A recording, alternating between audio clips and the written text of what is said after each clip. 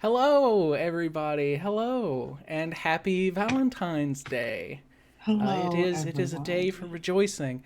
I don't know about anybody else, but I was very refreshed today to not have 100,000 people bashing on Valentine's Day. It seemed a lot more positive in my little corner of the internet today, and for that, Yeah. sincere applause. Yay, us. Yeah. Hooray, internet. How is the audio, people at home? Everything Yes, looks good on my end, but we know not to trust anything. that's fair. Unfortunately, Critical Bard Omega could not be here tonight. He was just not feeling it and didn't want to bring down any of you or us. Didn't want to argue that we would uplift and make his day better. Sometimes you just need to step away, and that is perfectly fine by all of us here at the Little Rascals. We love you, CB. We love miss you. you. Happy Feel better. Happy Valentine's. You're our Valentine, whether you like it or not. Aw. You're stuck with us now. Or else. You'll never get rid of us. And as I announced on Twitter, I don't know if any of you saw, tonight, as a special Valentine's Day treat, every bit given in chat tonight will translate to 1 XP for the characters. What? Oh, what?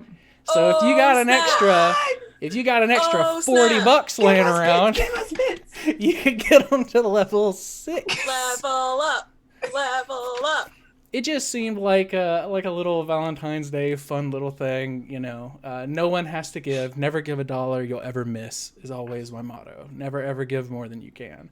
But for the people who do like to throw around bits and subs and stuff like that, this is the only donation that we have right now. A 1-to-1 translation into XP. So Oh, boy. there you have it for tonight. I'm kind of tempted to.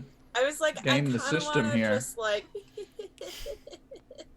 I mean, by all means. If we want to run level 20 rogues, go ahead. Get out that Oh, checkbook. God. Y'all say I kind of will- tempted. Hold up. I Watch, will hold my just- beer.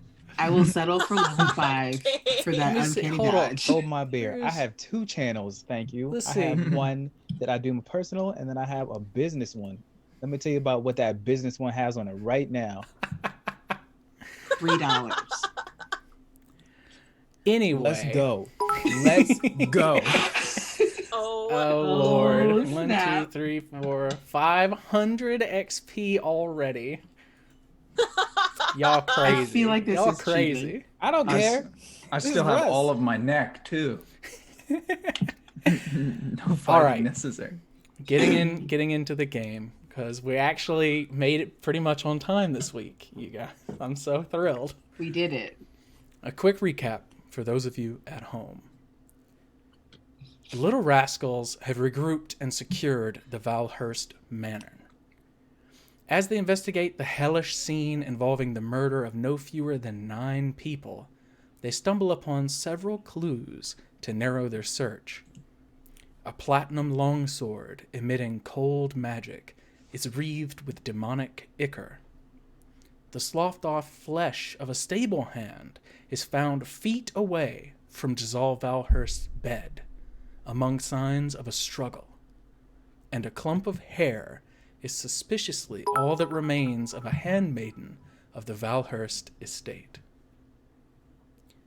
Heliana Birch is her name, and she is unaccounted for. Ashrava Everbleed, Master Theris's young apprentice, spills a secret that is equal parts enlightening and terrifying for the companions.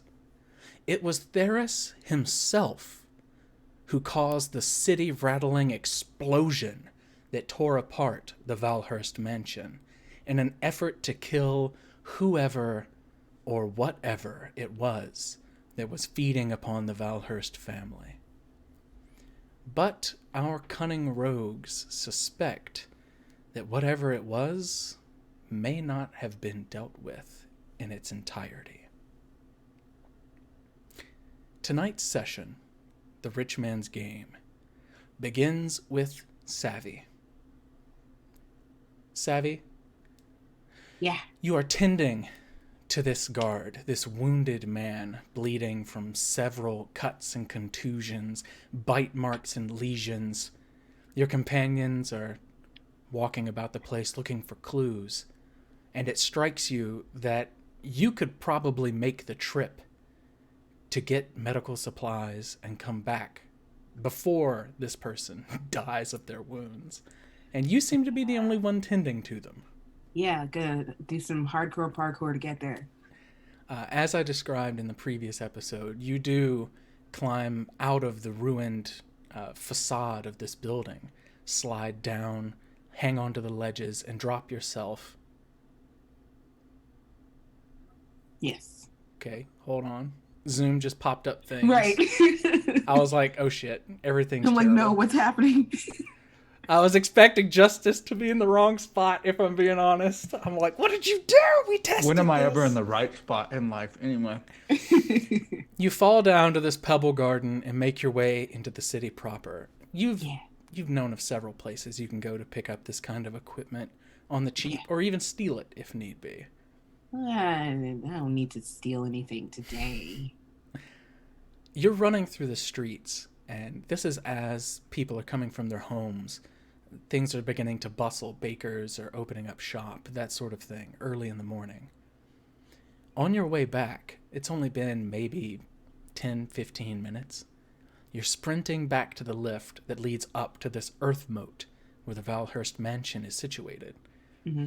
And you see the guard that you were coming to help, sitting on a bench right next to the lift, being tended to by this 5 foot, 10-inch tall, lithe and limber man.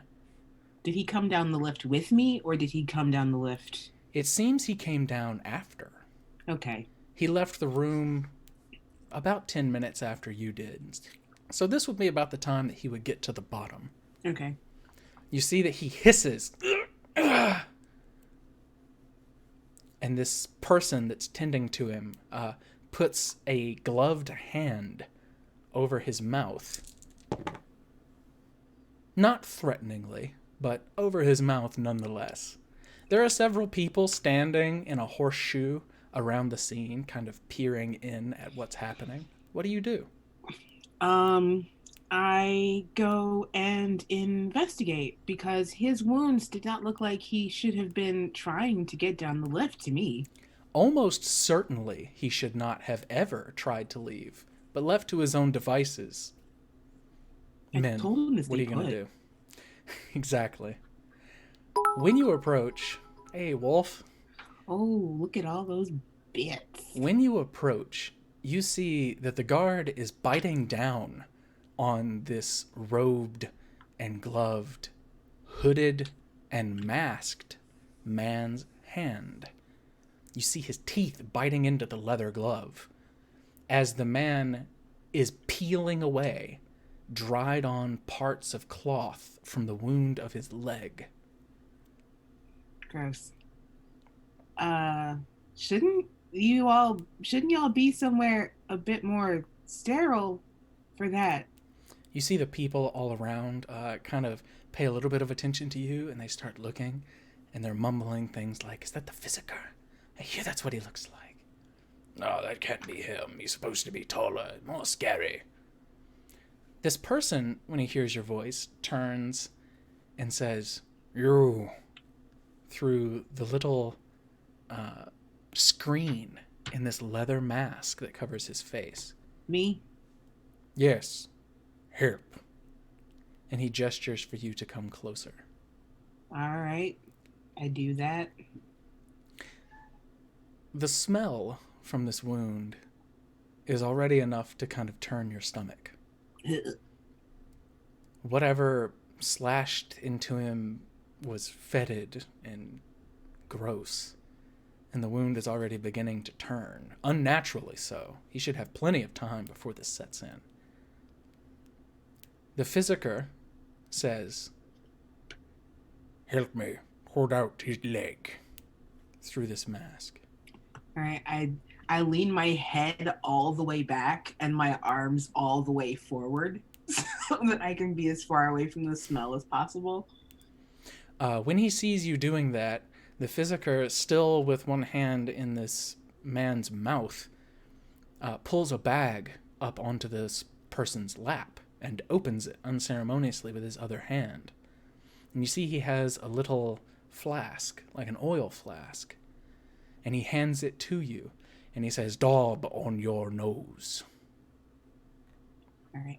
I sniff it before I do that. What does it smell like?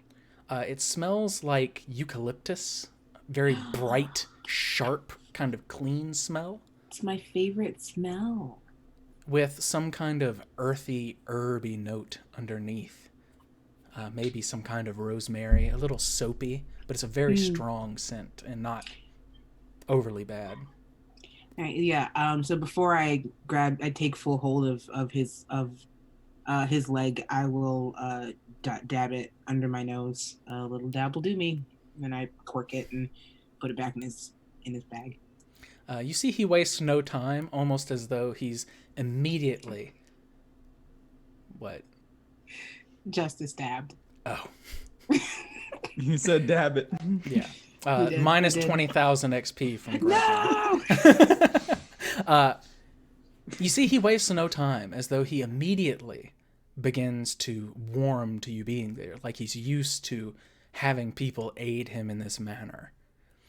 And you reach into the bag and put back this vial. You see that there are probably 80 more in small little boxes stacked with them and stacked carefully inside the bag.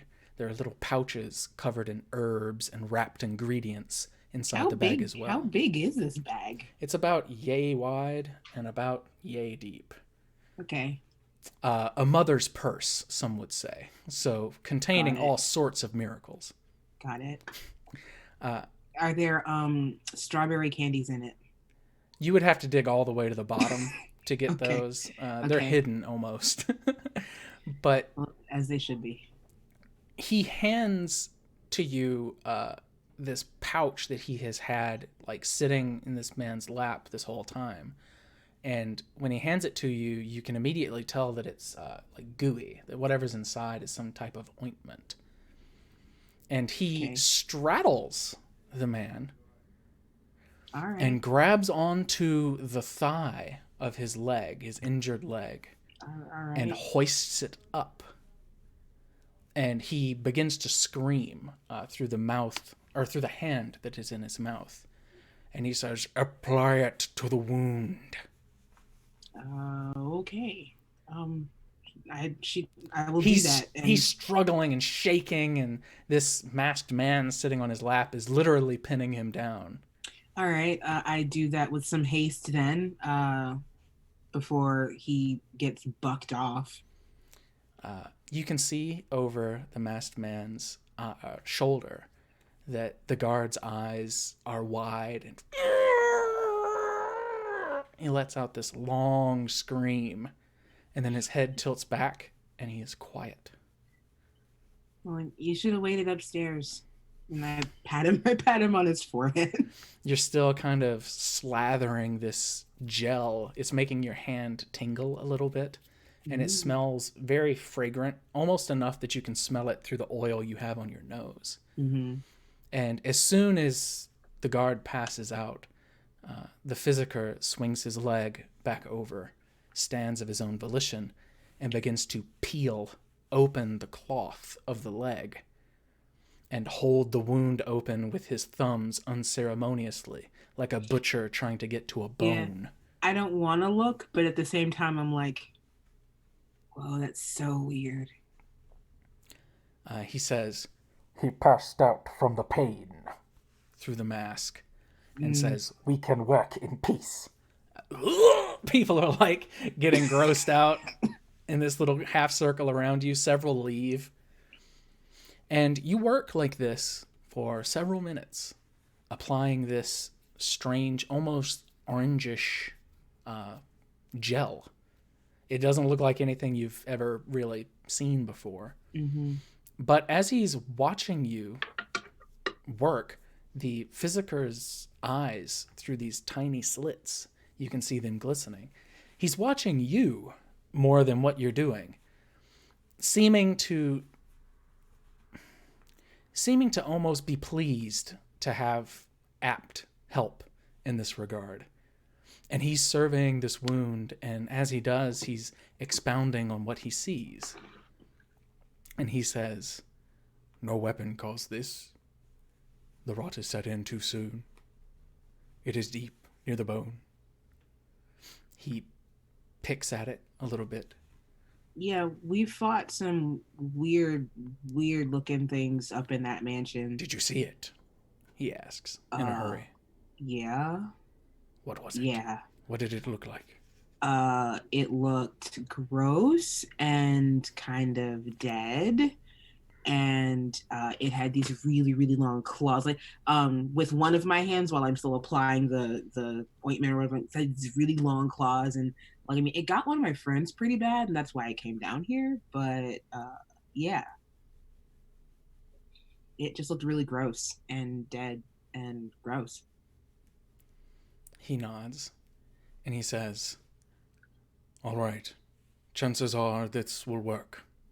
It is a mixture of aloe vera and frankincense." And as he reaches behind and produces a small silver box, and when he opens it, you see there are needles, some 2 inches long, and thread that seems to be made of some kind of cat gut. Mm-hmm.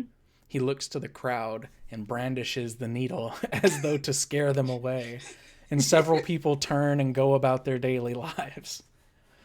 But he says to you, "Had this not been tended to, he would be dead, certainly. You did well."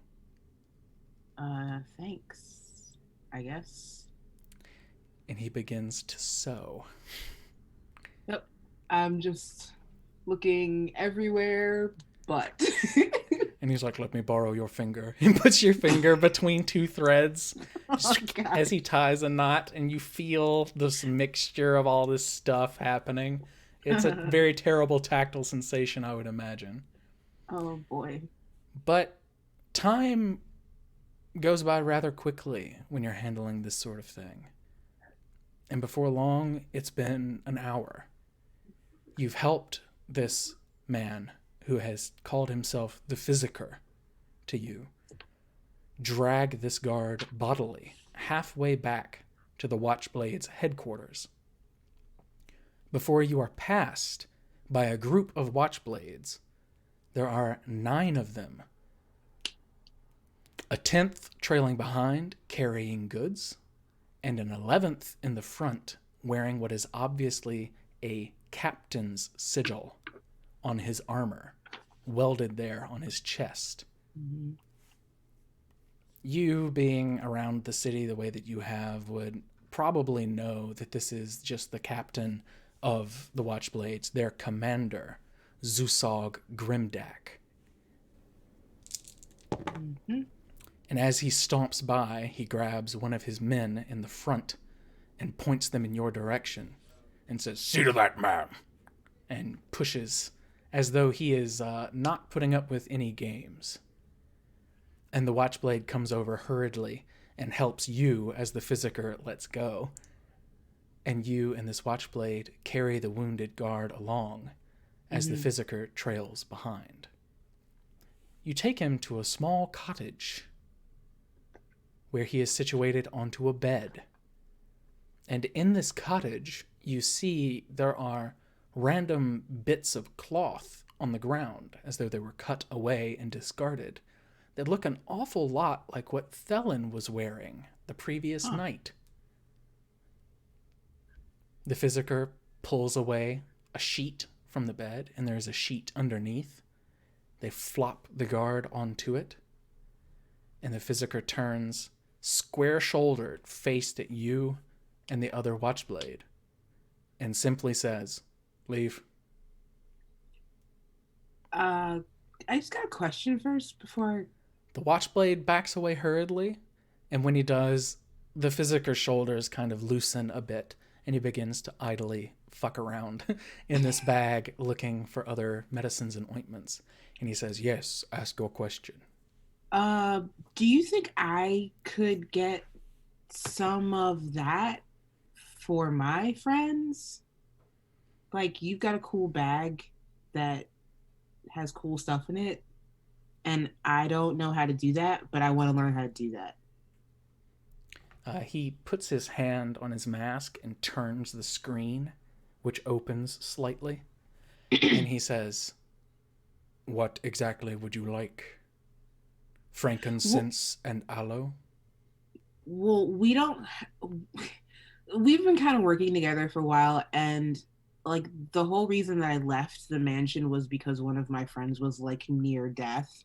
So once my other friends got there, I was like, I should probably go get help. But like, I don't want to always have to go get help. So just something that could like tend to our wounds in the middle of a situation. He nods slowly and grimly, and he closes the bag, pivots on his shoulder, pivots at the waist without moving his legs, and hands you the bag. This whole thing. For a job well done. Sweet. Thanks. Um, I'll just poke around in it and figure out what it does. And I take the bag and I just kind of like set it to my side. He reaches into his robe and produces a small journal, like a traveler's journal. And he hands that to you as well. Excellent. And he says, "The ingredients. Some are rare, others are easily replaced." Got it. Thanks. You have a healer's kit, a bottle of antitoxin, Ooh. and a potion of healing. Ooh. I thank him again. And if you I don't know, if you ever need any more help, I guess I could always improve on a thing. So I'll be around, I suppose. He nods, and he says, "I will not call upon you to lance boils." And you believe that to be some type of joke, Yeah. but he says it with no inflection as though it were. And then he says, "I shall tend to the guard until he regains consciousness. Thank you, Savvy." Yeah, I didn't tell you my name. Thelen did. Oh, cool. Okay. That's less creepy. All right, thanks. See you around, I suppose. And she like Sokka's out of the door. Out. Yeah. And then she makes her way back to the lift and back up to the mansion.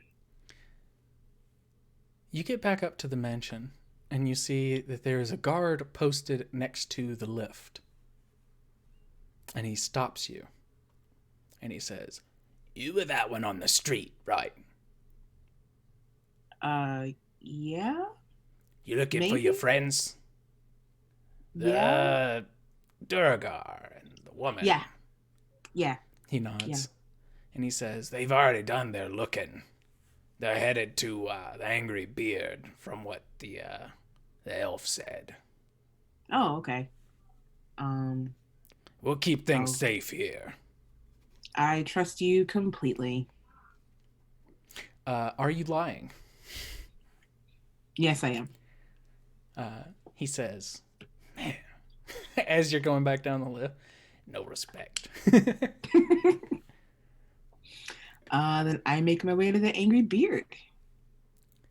When you arrive at the Angry Beard Chalet, this wooden 2-story monstrosity of an inn, you're greeted at the door by a halfling with a thick, scraggly, curly beard that covers almost everything but the tiny slit of bottom lip, all the way up to his eyeballs, is beard.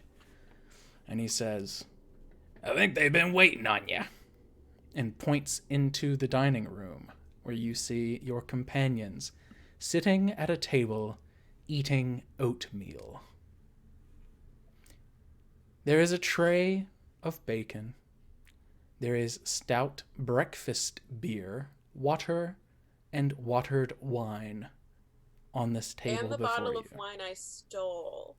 There is a bottle of wine that was stolen. It looks as though it could pay for 3 or 4 days at this inn by itself. And all of you are together. Specs, however, Gragnar, Basilisk, and Thelen would know, has powered down, in a sense, Aw. and is sitting with his hands crossed over one another on the table, kind of staring off blankly into the distance. I pat Specs' shoulder. I mean, I know he can't really like tell, but like I pat his shoulder, and then I sit down with everybody healer's kit first, like healer's kit on the table, and then myself in the seat. And I say, so what'd you guys find? What'd y'all find? Decoy skins. Also, so this is a circumstance where you definitely realize Basilisk looks different, but he's in his same armor. Although I can't remember what the name of what the person whose skin I took looked like. I think they had. That's a horrible It's a sentence. It's a half elf with blonde They hair. are Yeah, half half elf, elf blonde. blonde, Okay. and tan skin. Yes. Okay. I found my sword, actually, and then I put a platinum longsword at the table. There is no chance in any kind of hell you would be allowed in the dining room with that sword. Okay, never mind. I You can almost store it lost in the bedroom upstairs, absolutely, but it does still reek of literal demon bile.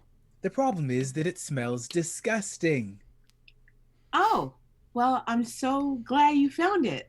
Yes. And then I like whisper to you, what name are you using again? I hadn't thought of it yet. No one has asked me. Okay. You can pick one. Oh, don't ask me to do that. You're right. That's a horrible Hey, idea. Vander, a guy says as he Vander? walks by. Hello, random citizen. Just kidding, friend. It's Right. Reglin. He stops and then just kind of shuffles off. Like, you forgot me already. No, I just wanted to hear you say your beautiful name again, Greglin. Reglin! He realizes again. And then I drink. It's okay. He had a really, really long night. Oh my god, I spilled on myself. Oh, it's okay. I know working at the stables can be pretty hard. Work at the fucking stables? Yes, it really is. Really is. Well, I'm gonna meet my mom for breakfast, but it's good to see you. I think the armor, the watch blades or something. Okay, well, bye. I love him. Yeah, I don't think I need to write down his name. Don't think he'll be a lot of help. So out of question, did you say Greglin? Reglin. Oh, I was. Whoops. No, everything you just did there was perfect. It was. Reglin. I like them. Okay, yeah. Okay, can we also take like 2 steps back? And Gragnar, did you say decoy skin? Yeah, I was talking about the D school. Excuse me. This breakfast beer sure has gotten to me. Well, we haven't slept. Remember It's not a that. phrase I say often, decoy skin, but yes, there was Savvy. an instance. Savvy, it's at this point when Thelen's kind of bringing it up and Ragnar's kind of stumbling a bit, that all of you, but Savvy especially, would realize you've not eaten, you've not slept.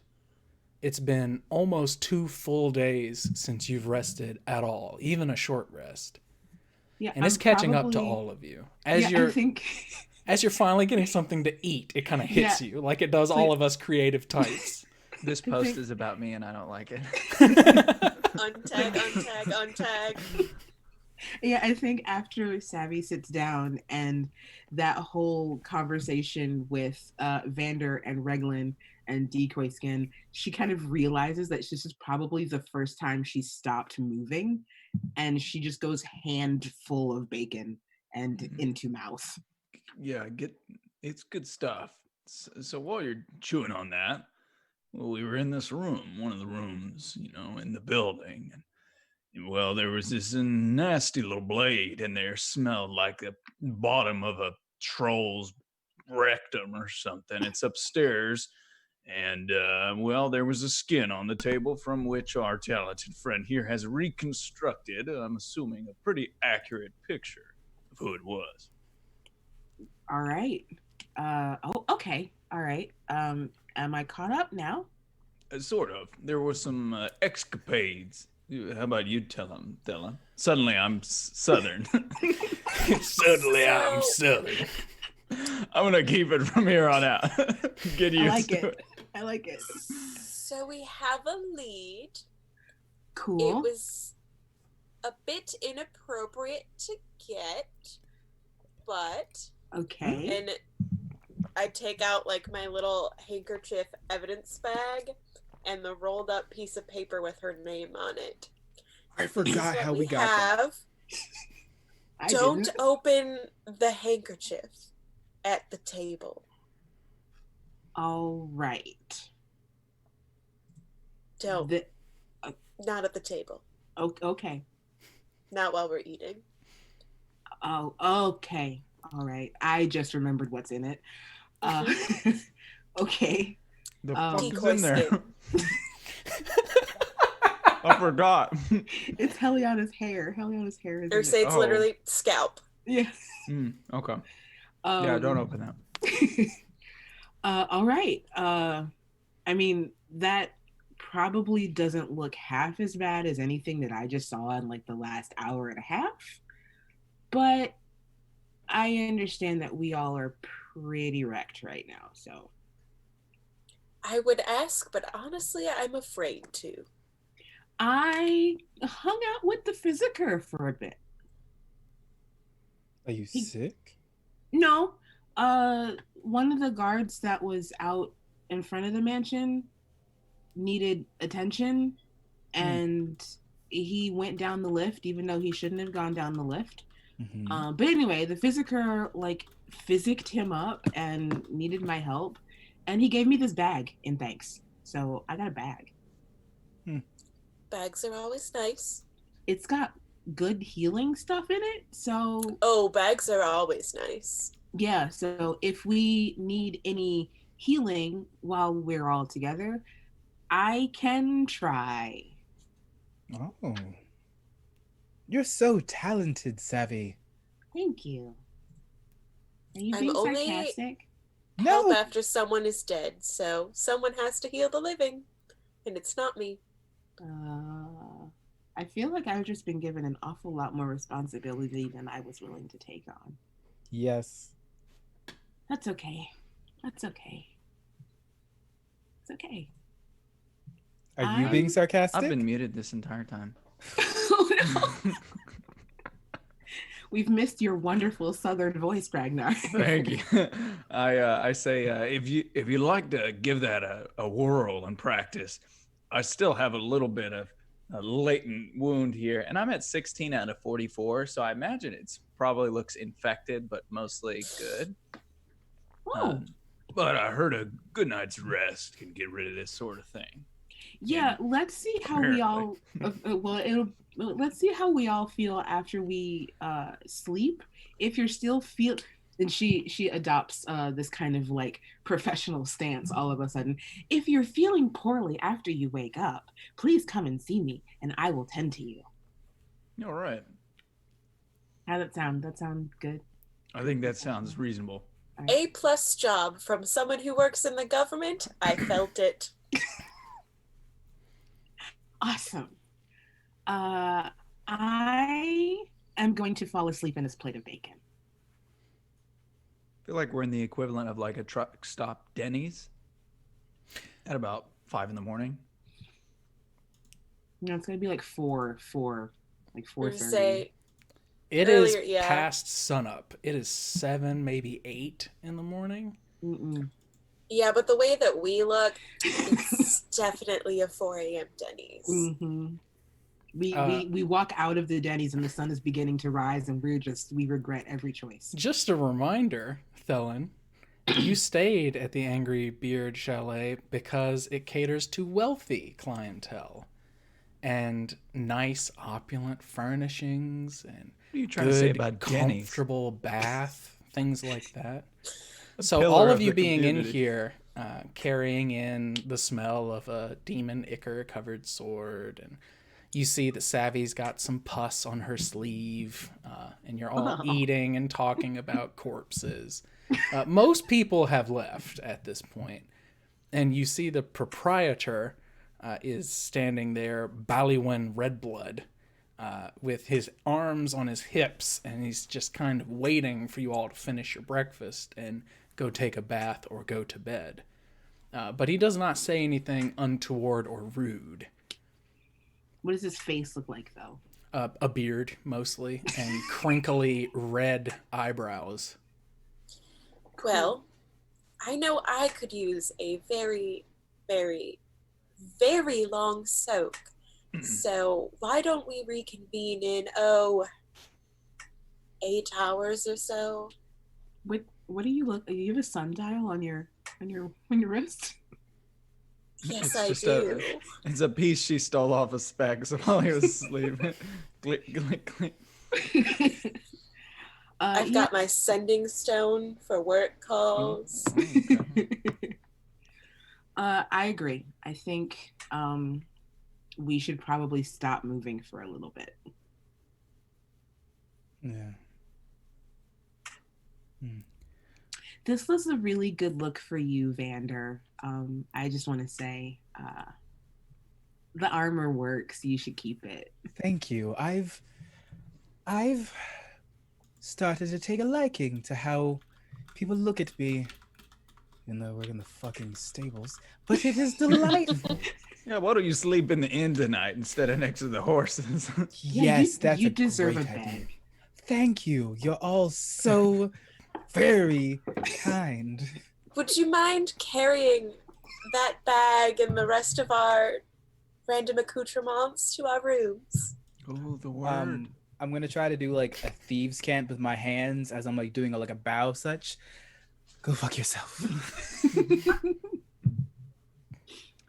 Hey, get going, man, says Reglin as you're ascending the stairs. Like, proud of you. Thanks. Thank you, Reglin. He's moving on up, isn't he? Mom, the Durgar talked to me again. You That guy's gonna have to die.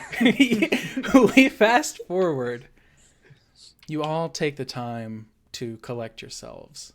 You bathe, change clothes, you We'll sleep. die for Reglin. 8 hours pass, as you have agreed upon. Ashrava, Ash, your young ward, is asleep in, I would like to say, Thelen's room. On the floor, on a blanket, curled up almost like a cat that has went to sleep underneath the windowsill in the light. And she remains there, she too having about 8 hit points out of her maximum. Oh boy. As the 8 hours pass and you all reconvene, you step out into the failing light of the soon-to-be night market of Wuhan. What are you doing? Yo vivo para la marcha. I live for the nightlife. He says in Duragar. I'd like to take a minute in my space and prepare a ritual. What is this ritual you are preparing? Find familiar. Absolutely. You can do that as part of your rest. It doesn't all have to be sleep. Perfect. What does your familiar look like? It's going to be a bat. So as you prepare this incense and this bowl, you're chanting and casting this spell, you are literally overlapping magic and weaving the weave into this creature that will be so loyal to you. And what appears is a reflection of Basilisk underneath. Not just a regular bat. It looks how you deem it to look. Describe it for us. It has an interesting sort of pattern of dark browns with like very thin purple streaks going up like the skin itself. Its eyes are more of a milky white, but it is not blind, but it does have more of a white to it. And there is small tufts of gray hair like at the top going down the back of the spine. Its teeth are sharp but fairly small, although it looks like they have almost a black ash tint to them. So there are parts to this creature when it appears, almost as though it's crawling out of primordial essence. It just appears in the world before you when the spell is cast. Parts of it seem to conflict and contrast in these ways, not so much that you envisioned, but in a way that seems almost natural, as though if someone were to see it, they would think of you, in a sense. But not the you that you show the world, the you that you keep hidden and safe. I like that. And it holds its wings out with these purplish, almost veins of color that run through it. And it stretches wide and then tucks its wings in and tilts its head at you. So cute. Love it. And I'm gonna have it like come up to my shoulder and sit. It perches there, one wing flapped over the front of your shoulder and clutching on as though it's hugging onto a branch, and it has its legs kind of hooked onto the back of your shirt and your armor. Tonight, we hunt for answers. It makes a almost imperceptible little squeak. Yes. We can do that too if you'd like. And I'm gonna head out towards the rest of the group. The three of you and Ash in tow see Basilisk step out with this new animal companion. It's cute as heck, and Savvy is immediately interested in it.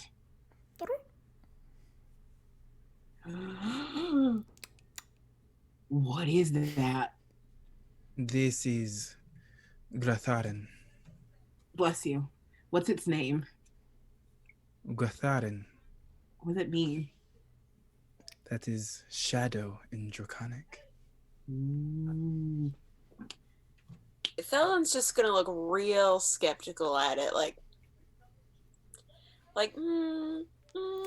It doesn't partner. turn its head towards you, Thelen, but it does swivel one milky eye with a small, almost imperceptible pupil and look back Like- at you.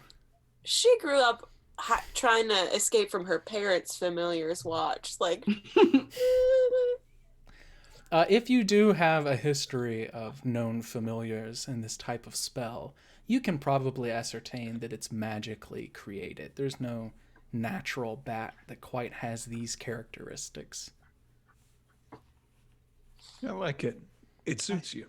Thank But you. the uninitiated Gabe, just to be clear, would just think it's a weird bat. They wouldn't think that it's gonna magical or some shit. It's I made a deal, and now I have a delightful little partner. congratulations. Can I hold it? Sure. Go with Arden. It clambers up onto Basilisk's shoulder and takes a leap with one little bat of its wings and lands in your hands.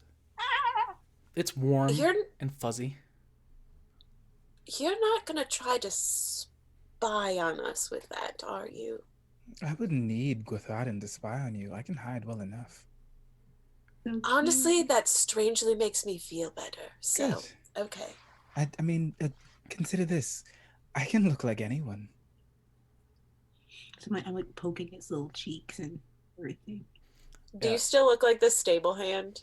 Apparently. Mhm. And I give it back.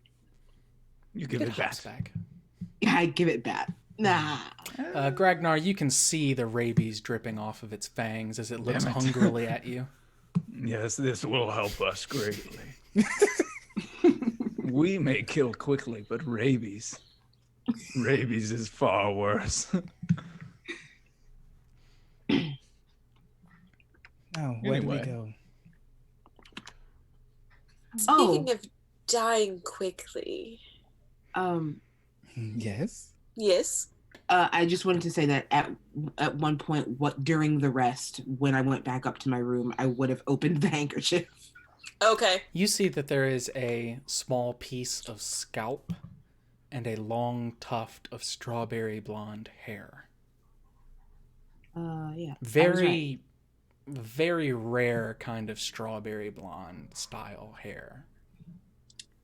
Well, I was right about it not being the worst thing that I've seen in the last couple of hours. Do we know who this belongs to? Yes. Okay. Okay.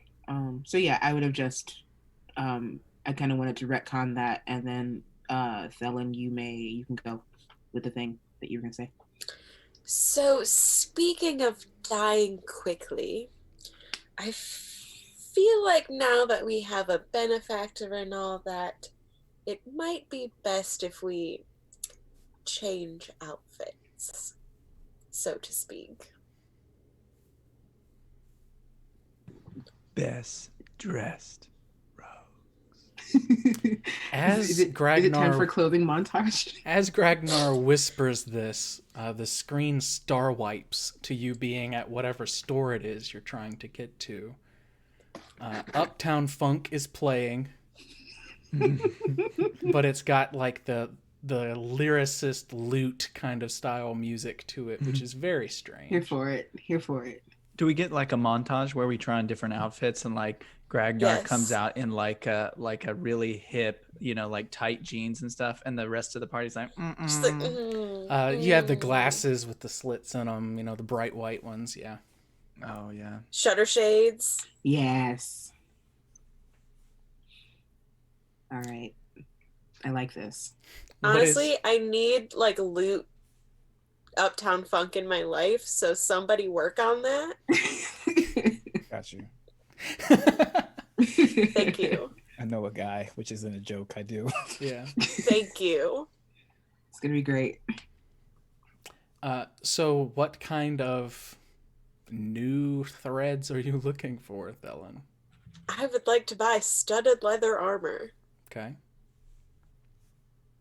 Are you just shopping for armor, or are you actually shopping for clothes? Because you are wearing someone else's, or you did have on someone else's shirt, so you are down a dress. I do need to buy a new dress. Also, You are new dress, studded leather armor, hand crossbow. You are in the city of merchants. When you go to the docks district, near the stillways specifically, is where a lot of the blacksmiths and things like that ply their trade. They hammer out crossbow bolts day and night, spears, swords. But a lot of the finer things are actually imported from outside of Wuhan. And they sell their wares at small kiosks and storefronts that cycle through almost daily, depending on what they have remaining to sell before they get back aboard their ships and go home to restock, refit, and return. It sometimes can save them hundreds of thousands of gold and levy taxes and things of that nature to sell what they make here as opposed to back home. Merchants tend to make quite a substantial amount of money, and Thelen and Savvy, the two of you specifically, would know all about that style of life for these merchants and especially craftspeople here. So depending on how much money you would want to spend, you can get cheap armor that fits, or you can get fitted armor that fits you almost perfectly. And it's really kind of up to you which one you would like to do. I think if we're gonna get new Bougie. armor, I need a fitted armor. Yeah. The only difference that it takes is a couple of hours of trimming and getting the buckles just right. In that time, each of you can actually hand over whatever equipment you have that has been used and have them tended to and repaired for a small fee that's covered in your lifestyle expenses. That way everything is clean, brought up to snuff, sharpened, and ready to go. Smart. I like it.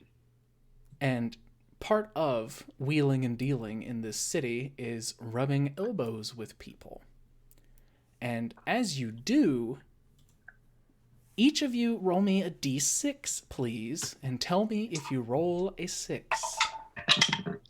I rolled a 6. I did not roll a 6. Did not.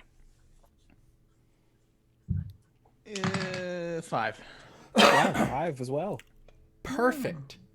Felon, you go buy your dress as Basilisk, Ragnar, and Savvy go to see to their other gear and equipment for what's to come ahead. And as you do, you see a half-orc swordsman wearing a tailored suit over top of a set of mithril armor, who has shaved side of his head, a small scar underneath his left eye, and a small clip missing from his ear that is covered in piercings. You know it instantly to be Nymar, the half-orc guardsman of Jerem, the nobleman who you nearly killed aboard his own ship. No. As you have heart eyes and blink at him for a moment, the realization dawns that this individual is supposed to be several hundred miles away by now, aboard a ship fleeing from this city. And he sees you and begins to approach. I'm gonna slip the note that I wrote off stream out of my pocket and take out my dagger and just kind of pop it on the top of the dagger and just wait and point it at him. Oh. Pointing the note or pointing the dagger? Well, the dagger is on the note, or the note is Okay. on the dagger. So you have a thin-handled dagger wrapped in paper. The sun has truly begun to set at this point, and Felon, you and Nymar both have a moment where there's an acrid kind of smell. It's not bad, but it stings, almost like some kind of chemical. And to you, every single person that you can see has eyes turned looking straight at you. Unblinking, thick, unlidded eyes that all stare at you. And it's gone. The moment disappears. You see, Nymar has his hand on his sword and is looking around wide-eyed too, as is everyone else. They're all turning and looking around as though they just saw some type of ghost. And you can only imagine that they may be seeing the same thing you are. Nymar hurries forward again. You hear his metal-bottomed boots clattering against the stone, though they look like they're designer in nature at the top. They seem to be full armor boots. And he stops in front of you and looks at the note and looks at the gleaming point of this dagger hidden inside of it. And he says, "I'm glad you're well." And I'm just gonna, I want to try and, lodge the dagger in his armor so it, sticks there. I don't want to, stab him. I just want to... That's it in usually there. what stabbing is called, sticking things through armor. Okay, I don't want to hurt him. I just want it to, like, get stuck. I want to stab him, but I don't quite want to hurt him. I don't want to do HP damage. I just want to I just wanna gently, hurt him. lovingly stab him. You can with this slip. noted dagger. You can slip the dagger easily through any piece of leather on the outside of his jacket or his nice tailored suit. Okay. You do, and he looks down at it and says, "Fuck," and looks at you. Send I John bought my this, he says, and pulls the dagger and the paper from it. Send Fuck. Jarum my regards, and I'm gonna try and slip into the crowd. You can effortlessly do so. He only has a 10 passive perception. And he cries out and he says, "I don't know what that meant," as you're kind of zipping through the crowd. Can you roll me a perception check? Yes. Will it be good? Probably not. That is a 17, actually. Yeah. You see, turning its attention to this stabbed and befuddled, slightly confused veteran, a robe that's clumped up and kind of dangling through the crowd as though it's being dragged by some unseen force. And you know that to probably be the exceptionally deadly tiefling being pulled towards Nymar's location. I forgot that they never left. Well, they should have left. Gragnar, Basilisk, and Savvy, the three of you finally have your equipment back in working order. You have your bags packed, everything fitted. You probably have a little harness on your bat, Basilisk, because it's free and I think it's adorable. The three of you have a strange moment while you're standing outside of this shop where you hear a laugh that sounds oddly familiar, but completely inhuman, unnatural, unsettling, on the wind.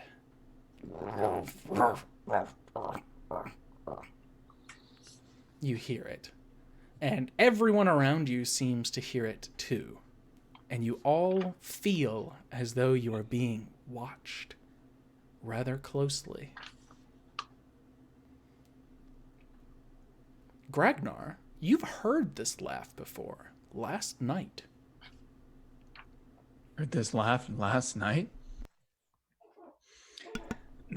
While you were brooding, just before you went out onto the balcony, something said your name and laughed, an eye pressing against the glass.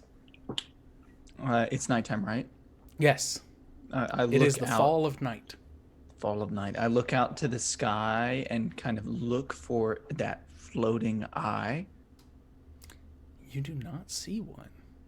I turn back to the others and I say, "We need to get off these streets. We're being watched." Isn't this the safest place to be? No. I don't think so. I don't have anything to say. I'm not with them, am I? Not yet.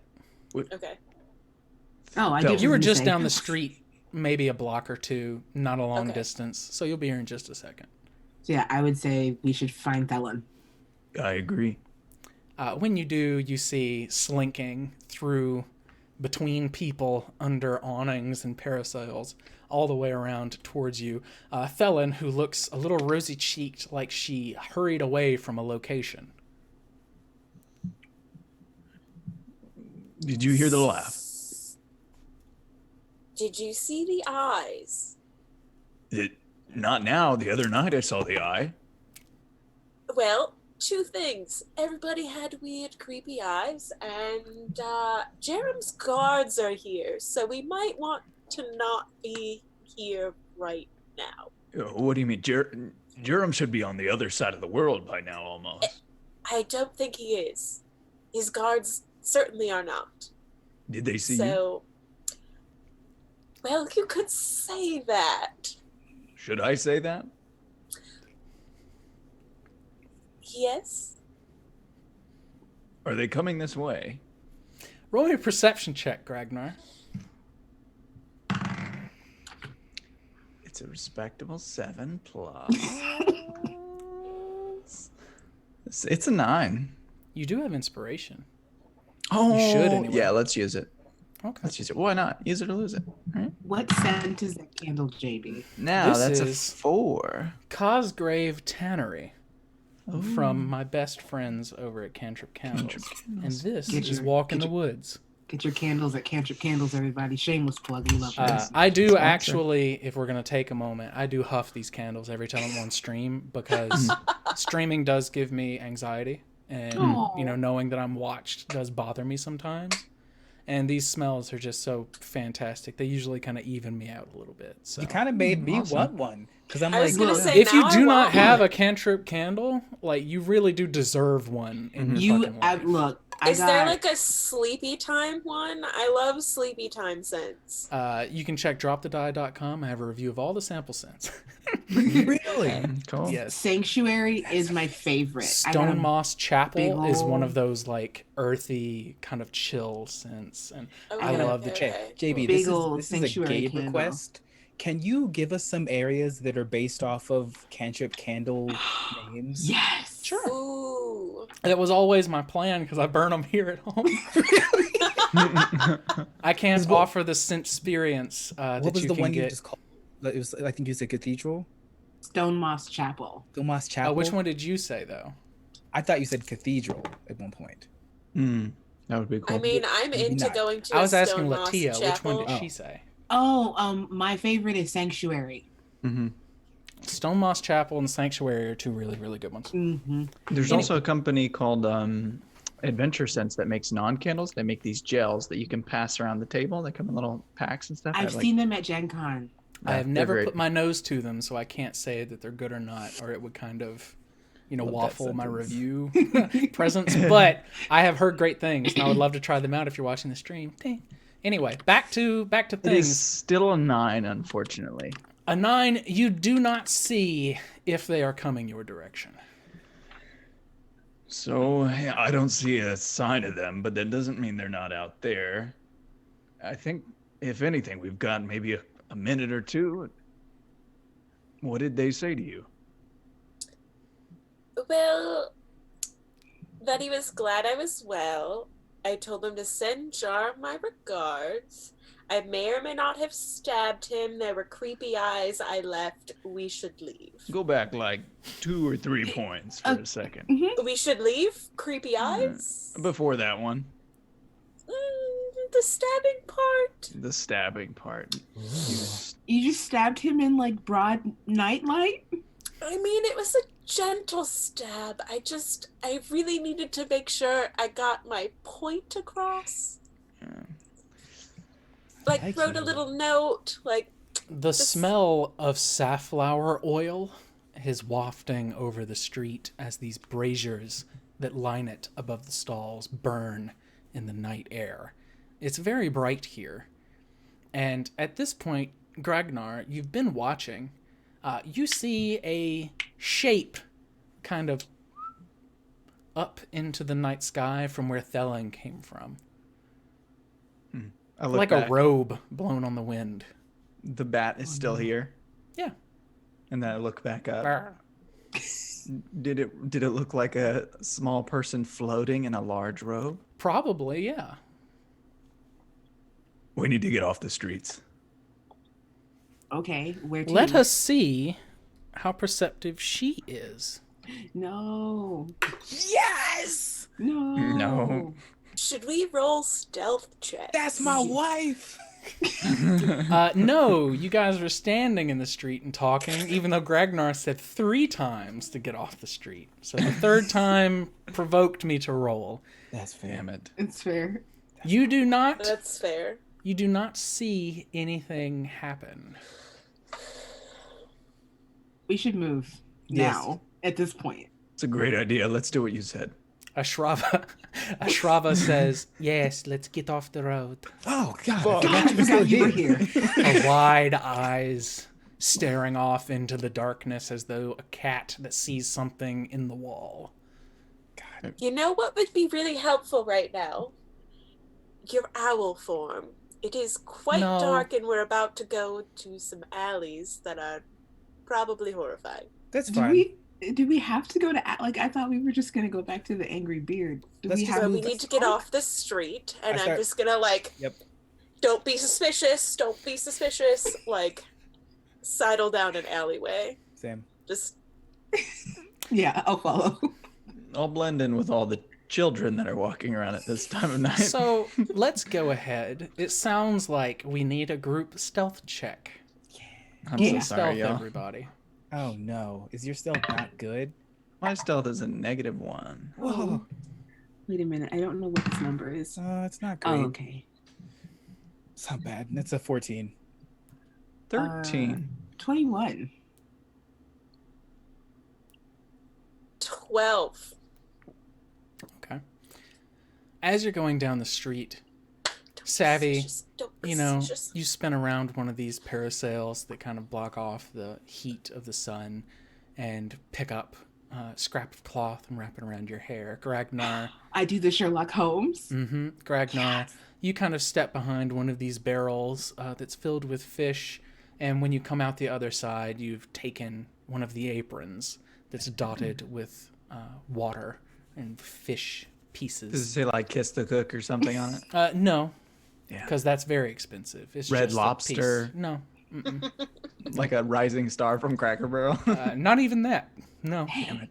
it's not No even clever white. fish It's mostly pun. brown. Mm-mm. Basilisk, you kind of round a corner and you begin to think that you should do something as well, but then you realize you look nothing like you looked the other day, and you're perfectly fine. Felon, you have a cheddar bay biscuit and a small takeout box that you have snagged from a table nearby. You snack on it with your hair tilted off to the side. All of you blend in as though you're just out here shopping and passing the day away. And when you leave this small merchant's corner, where do you go? What's The address on the paper? It's a good, yeah, I like that. I vote for that. Yeah. It I sounds say like paper. we have What paper? we have an agreement. You know where the Birch family is located here in the city of Wuhan. It is near the spillways in the very poor, destitute district. But there are a lot of families there, people who are just trying to make do with several children. And you know that part of the culture of this city is often to adopt. If you have one child, usually you can care for two, or vice versa, you know. And so a lot of poorer families adopt from those even less fortunate than themselves to give kids a place to grow up and friends to have, that sort of thing. It's one of the most redeeming things about this city, and most of even the noble families usually adopt and care for children or give work to children who need it to support their families. It's not perfect, but it's better than some of the other places you've seen in your travels. When you find their home, it's a very small, quaint little cottage nestled between several other little cottages. There are people on the street busking, some of them dancing for coin or food, that kind of thing. Some people are asking directions, but then they need a coin or two to kind of get the ball rolling on this deal they have with this merchant, kind of thing. But the house itself is one floor and looks to be less than 100 feet long and far less than 30 feet deep. It's wide, but not very large. While we're passing all of the people who are like busking and whatnot, I'll probably toss 2 gold worth of silver into various people's hats. You see most of them give you that thankful nod and keep kind of doing their thing. Mhm. And when you stop to do it, there's always a clink of coin in each of these things. And you see that it's a lot of buskers are tipping other buskers, and people who are giving gold are kind of holding out and giving silver to others, and it's trickling around to all these people who are out here trying to make a few copper or coin.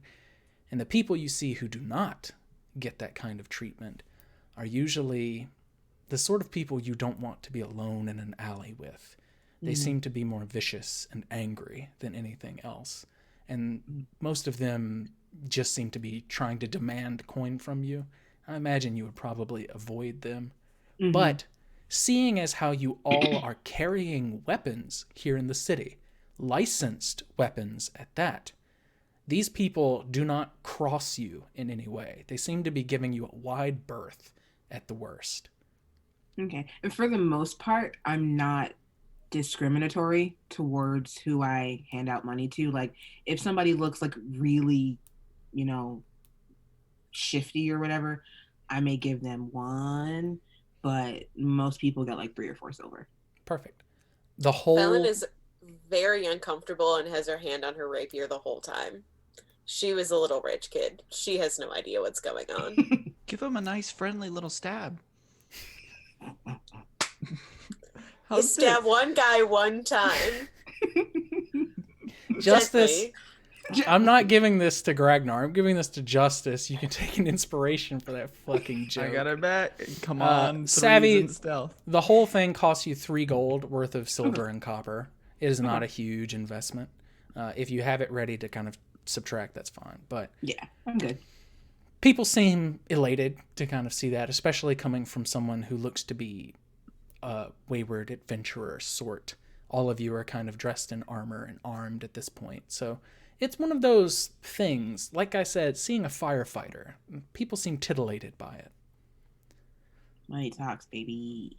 The small house bathes the light of several candles or maybe lanterns through a small window. The windows are cheaply made. They're obviously not completely transparent. They're that kind of pinged metal look of improperly made glass, just enough to let some light in, but you cannot see inside.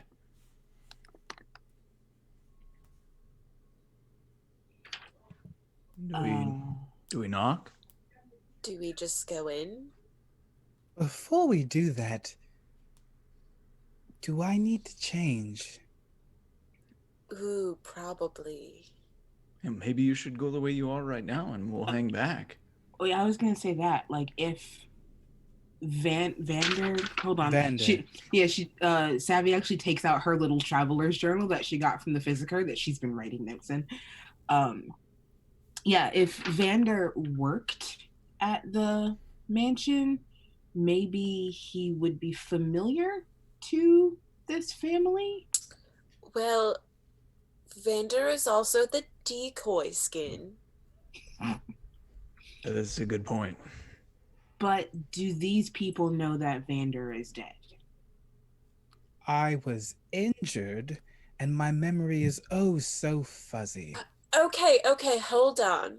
So, they'd have no idea, and if they do know that Vander was the decoy skin, then we know that they know, and they're guilty. Problem. Solid logic. Problem. Reglin might just be a little bit of an idiot. I don't know. But I don't actually know what Vander sounds like. So I shouldn't talk. Yeah, you could. One of us could go with you, and we could bandage you up and say that you're injured. Throat injury. Throat So injury. as a changeling, would I be able to make my skin look like there's like neck scarring by chance? You tell me. Yes, I would like that, just to just artificial look, like almost like scarring across the neck, so it looks like there's a throat injury. So I'm gonna shift my form a little bit to mimic the look of something that I'd probably given to someone else before. You know Gragnar's neck. Look at Gragnar's neck. A true artist. Wow, interesting. There we go. We'll say, just to keep the thread for changelings, that such a change does take time, as with all of your changes. Yep. So you walk about, Busk, and Basilisk is constantly fiddling with his neck. And when he's finally done, you see this puckered injury, this scar kind of slashed across part of the neck.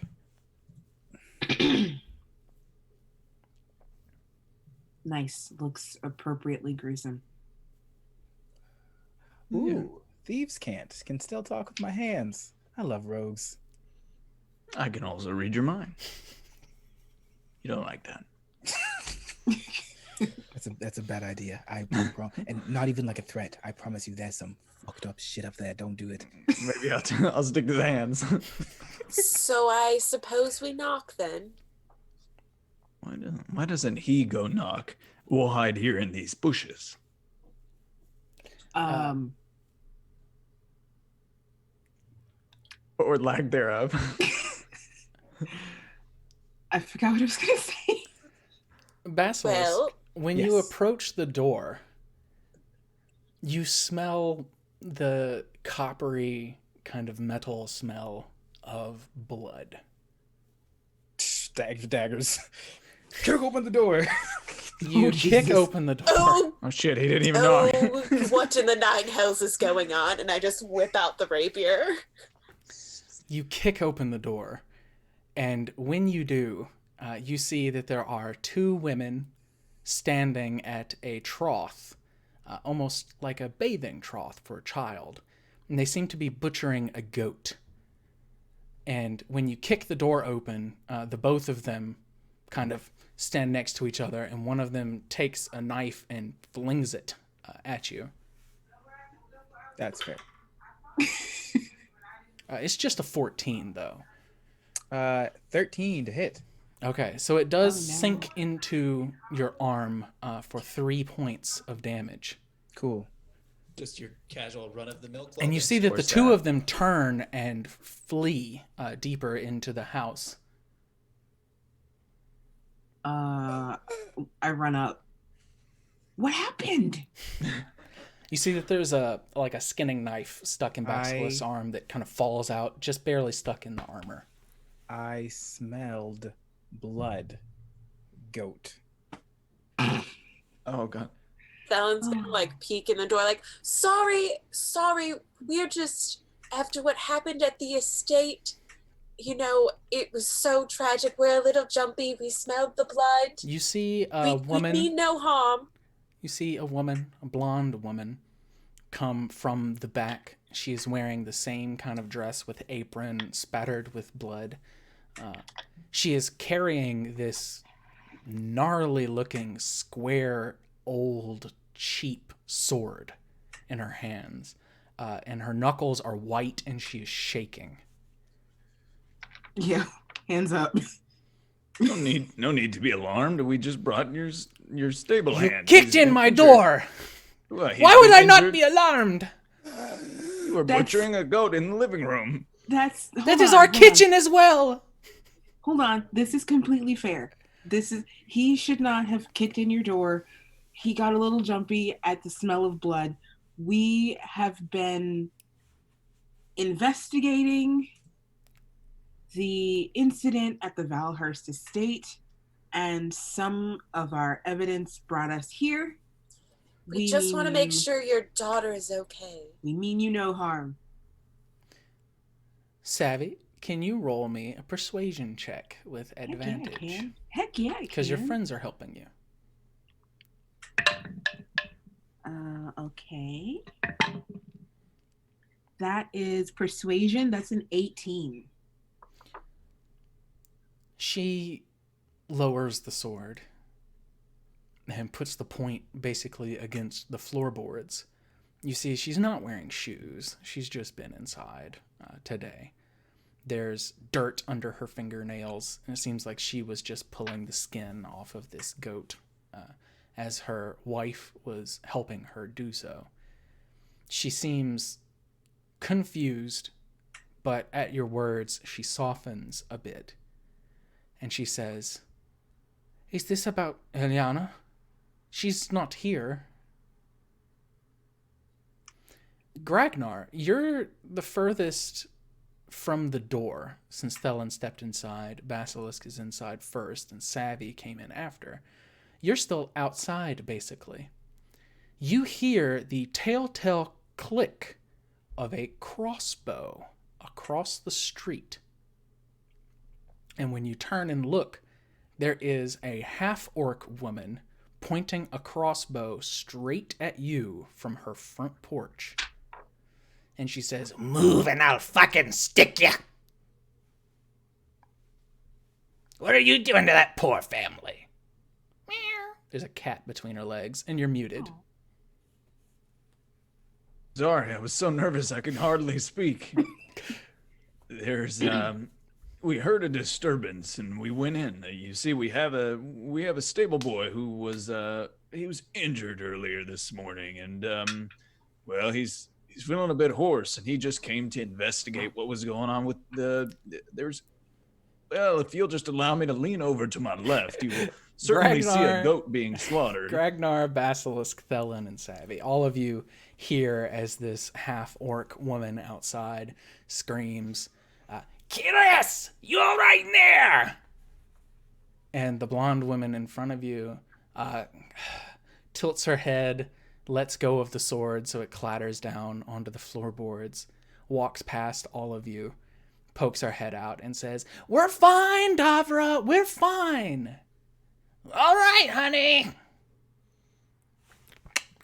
She lets the bolt out and looks at you, Gragnar, and says, "Who are you and what are you doing here? I have eyes on all of you," kind of thing. But Savvy, Basilisk, and Thelen, the three of you, the woman kind of just shuffles you away from the doorway to leave Gragnar to his fate. Oh, great. Yes, ma'am. I guess what you could call us are neighborhood investigators of some sort. She slides open the fence door and steps out. She's not wearing shoes either. And this cat is kind of figure eighting between her steps, and she has to stop stepping a few times to not step on it. And she walks over to you and looms way, way, way taller than you, nearly 7 feet. She's huge. But she kind of stoops a bit and stands at a distance that's not uncomfortable for you. And she says, "Investigating?" Yes, we were at an estate earlier. The Valhursts? Why, yes. How did you know? I told you I see everything. I talk to everyone. You're a very diligent member of the local watch here. Well, the neighborhood watch anyway. It's good. You're an observant type person. Well, it might be great to ask you a few questions. First of all, what are you investigating here? Well, Question for question. it's a long story, but Make it it short. comes down to a scalping. Scalping. Yeah, there was a discovery of a scalp that matched one of the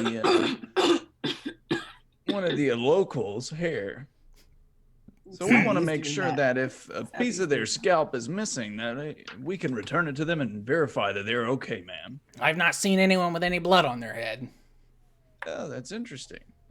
Have you seen anybody with especially red hair lately? She squints. And she says, "If you're meaning that Helena is involved in any way with what happened, you are sorely mistaken." Oh, no, ma'am. No, I don't mean to imply anything. I'm essentially just here to verify that everyone is okay. So "What kind of red?" she says, with her hand on her hip and the crossbow pointed kind of towards your foot. Well, no need for that. I'm looking for something. She's not doing it threateningly. A type of fruit that grows on this side of the cave. You know, it's the little red one with the little dots in it. Like a raspberry? Yeah, like really red, like Red I'm like not very paint? familiar with berries. Red like paint. Yeah, red like paint. Nobody around here has hair that red. Are the three of us in the house and Gragnar is outside the house? Yes. Can we hear this? Oh, absolutely. But you're also having a conversation with this woman who you know to be Chris. We cut over Cool. to that right now, Greg. Cool. Savvy, Basilisk, and Thelen. She says, Devavra is just like that. That's who she is. Sweetie, she says to the back, it's okay. And you hear that this other woman in the house has been banging at this door for the whole time, trying to get it open and saying in kind of hushed whispers, like, open the door, open the door. But when Chris cries out, she's like, Margot, it's okay, it's okay. And this other woman with short bobbed kind of black hair pulled back behind her ears with little clips to keep it out of her eyes comes forward. She's got blood up to her elbows and is kind of dripping it on the floor. Wow. She was elbow deep in goat. Yeah. Well, you got to make use of everything, right? Yeah. And she says, you nearly gave me a heart attack. If they're not enemies, who the hell are they? They're It wasn't our intention. investigators. It wasn't our intention to break your door down. My companion here smelled the blood, and after the day that we've had, we're a little jumpy. Margot sighs and shakes her head. And she says, we wanted to do it earlier outside, but it got dark. Well, Of course. Thank you for checking for blood, I guess. She kind of laughs. And Chris, the other woman, laughs too. Kind of feigned, but at the same time, like they're trying to be good sports about it. I pull out a gold coin and then bashfully walk up and then meagerly hand it over and then take steps back. Margot takes it and furrows her brow and is like, well, thank you. And puts it in her apron. We're very sorry. We were just looking for No, don't worry, Chris. Elena? Chris tries to interrupt you. It's like, no, don't worry. Things happen. We've had that door kicked in for worse things. Trust us. Good thing. Well, I'm glad we're not the worst door kicking in you've ever had. But pray tell, where is your daughter now? We just want to make sure she's okay. See if she saw anything in the attack. Chris nods and says, oh, Helena's just gone to seek out new work. She doesn't want to go back to the Valhurst estate after what happened. That makes a Understandably lot of so. sense. Do you know perhaps where she was looking? Yes, we've known the Viprin family for a long time. I used to work there as a girl. She thought that she would speak with them tonight. That's Vypren. Cool. Thank you. We'll head there now to see if we can catch her, but if by chance we miss her, would you mind asking, and I'm gonna kind of dig around and see if I can find a piece of paper. Eventually I pull one out that was blank and I'm gonna write, the angry beard on it. Would you mind giving this to her and tell her that we're looking for her? Ask her to meet us. We just have a couple questions about what happened. Chris takes it, looks at it and nods somberly, and then has that thin kind of bite to her lips. And Margot is over in the kitchen, Basilisk, and she's kind of tugged you along behind her, and you pass by this trough with the goat that's being bisected. All the pieces are being put to use, it seems, and packaged up in terry cloth and oilcloth and stuff like that. But you see that in the kitchen there is a bucket, like a galvanized steel bucket, completely full of dry herbs. and Margot takes a big handful of various kind of dry herbs, wraps them in a cheesecloth, and hands them to you, and like puts her hand on the coin. It is nowhere near a gold's worth, but it's something, and she offers it to you, kind of in trade, so that you don't have to give something for nothing. I take it and just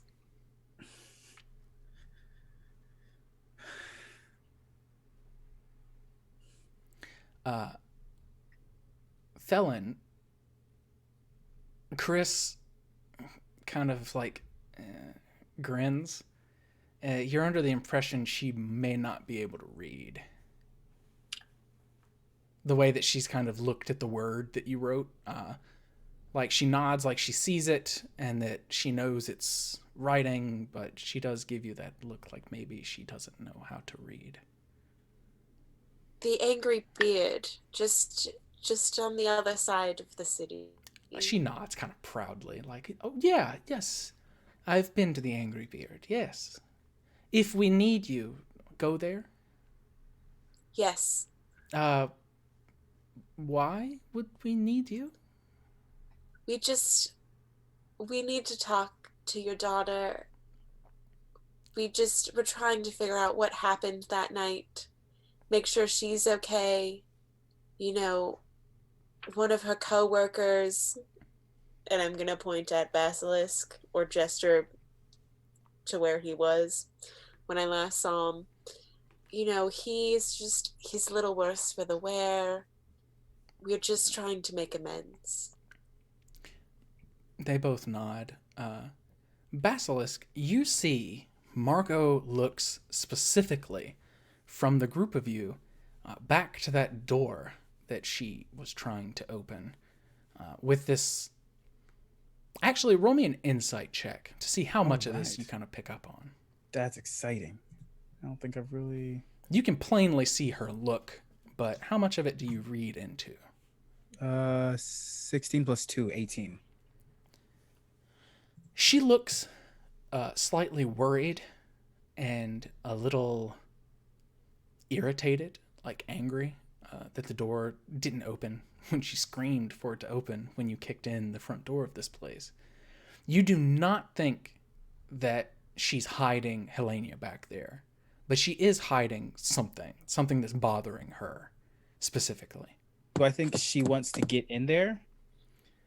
There's probably someone in there she wanted to come out, and they would not, even when she demanded it just a minute ago.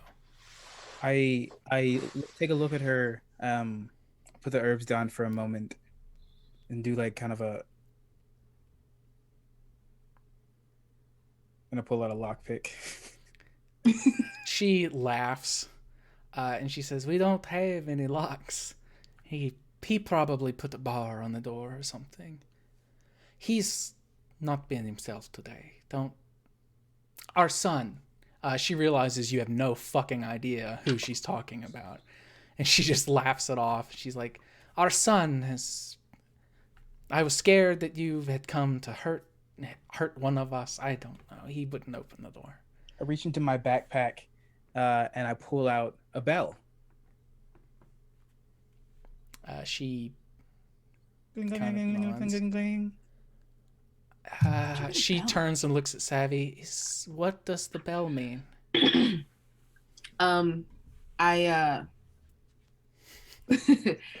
see Basilisk walking with a bell towards this locked door. I do a creditable impression of it's thieves' cant, but it's I flourish it a bit more to make it look a little bit like sign language. To ask him what he is trying to say. There's a child in there, and they're worried about them. Oh, okay. Is it? This is Margot that's with you, Basilisk? Yes. I turn to Margot and I say, "Is there anything that we could help with? Is it? He's not. I mean, we're not the law, so we're not." She just kind of shakes her head. Basilisk is doing a very good job of selling this little bit of peculiarity to this character he's concocted from this skin duplicate. This And She seems to be allowing it, but is a little uncomfortable with the idea of four-armed ambassadors speaking to her son, if that makes any sense at all. She has that kind of motherly, like, he'll be okay. I don't know what your friend is doing, but he can't hurt anything, and is kind of trying to size you up. Okay. I will say, Vander here was one of the Valhurst stable hands, and yeah, he I raised my fared neck. he fared better than most in the attack that we've discovered so far. But we also don't want to cause any trouble. Has your son talked with Helenia since she came back? Not really, no. And Chris kind of interrupts and walks over with Felon in tow, and the three of you, or the four of you, have this kind of tight conversation as Basilisk is doing what he needs to do. And Chris says, she came home early, fine. She seemed a little shaken, dusty, but fine. Okay. And Margot says, they held one another, they spoke a little, we ate. We had heard that she was dead, and he was destroyed by it. Maybe that's all it is. When she came home, it overwhelmed him. It overwhelmed us, and we've seen a great deal more than he has. That's probably what it is, Margot. Chris tries to placate. Gragnar. This half-orc is grilling you for information. And as you're speaking with her, it seems less and less as though she's this nosy, creepy lady, and more that she has taken up the mantle as some kind of protector for this street and these families that live here. She does not seem the adventuring type, but she seems maybe she may have served in some kind of military a long time ago. She's in her 70s now and having some difficulty even standing here talking to you. You see her shifting her hips a lot and moving her legs around like she's uncomfortable. But she does shoot straight with you, straighter than anybody else in this city has so far. And the two of you have this very terse conversation. What are you saying to her? Imagine as the camera would pan back the phrase, and basically, you seem a bit woke, ma'am. And I with try that, to keep my eye on all the miscreants and vagrants that come through here, she says. So this is what concerns me, you know. I've seen some strange things in the Underdark. I've seen people fall into mine shafts and get split up into pieces by otherworldly entities sitting at the bottom of these caves. And I can tell you that sometimes these things make it to the surface. So I saw some stuff up in that mansion. And I mean, you're talking stinky swords and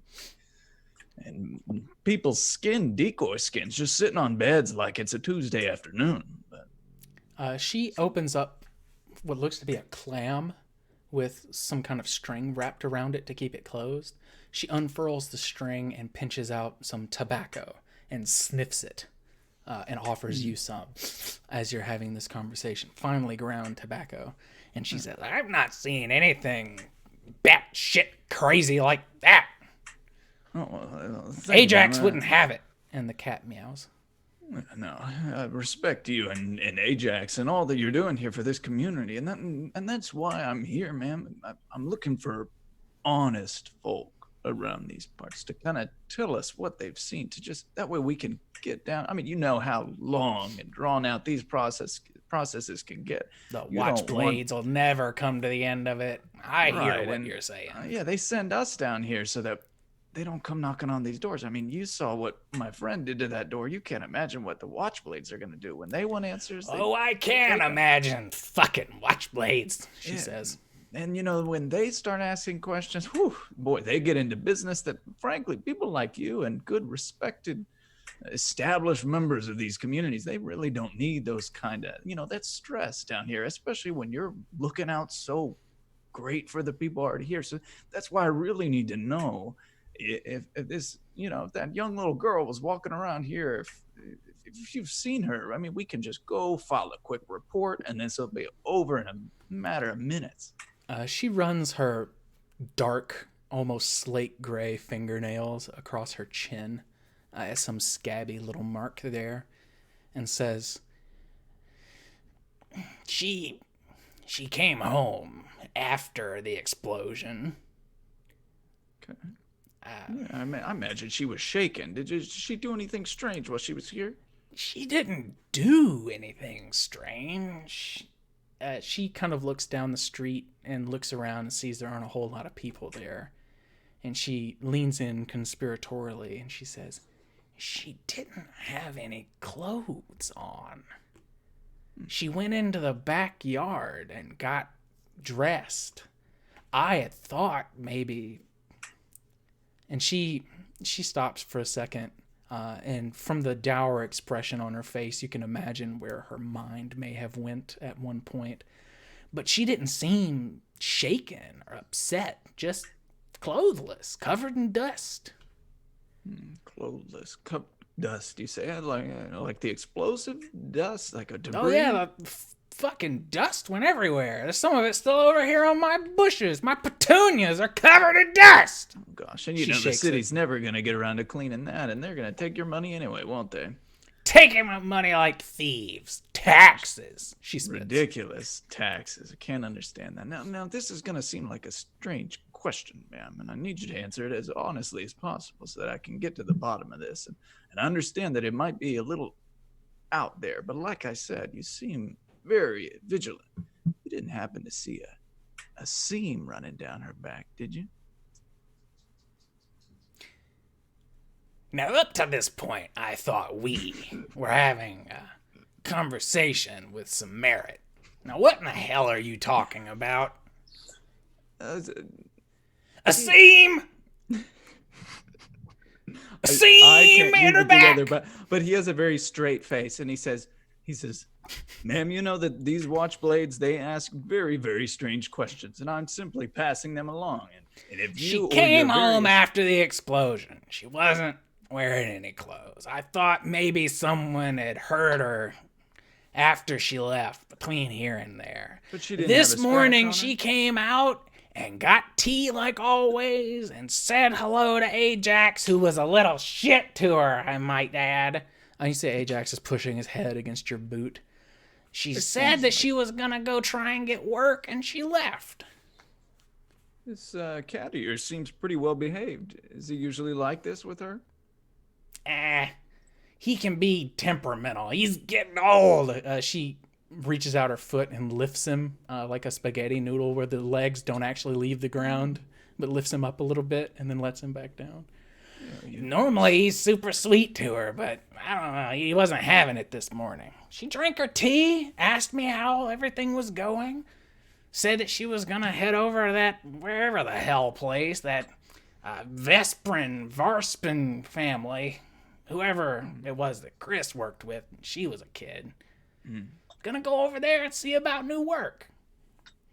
Oh, well, I appreciate that information. I asked her a few more routine questions that kind of distract away from this incident. She takes the crossbow bolt from the crossbow and scratches her back with it while she answers your questions. I compliment her on her cat, how well behaved it is. Yeah, the cat seems like it wants to just rub its face all over you. And if you actually interact with it, it does.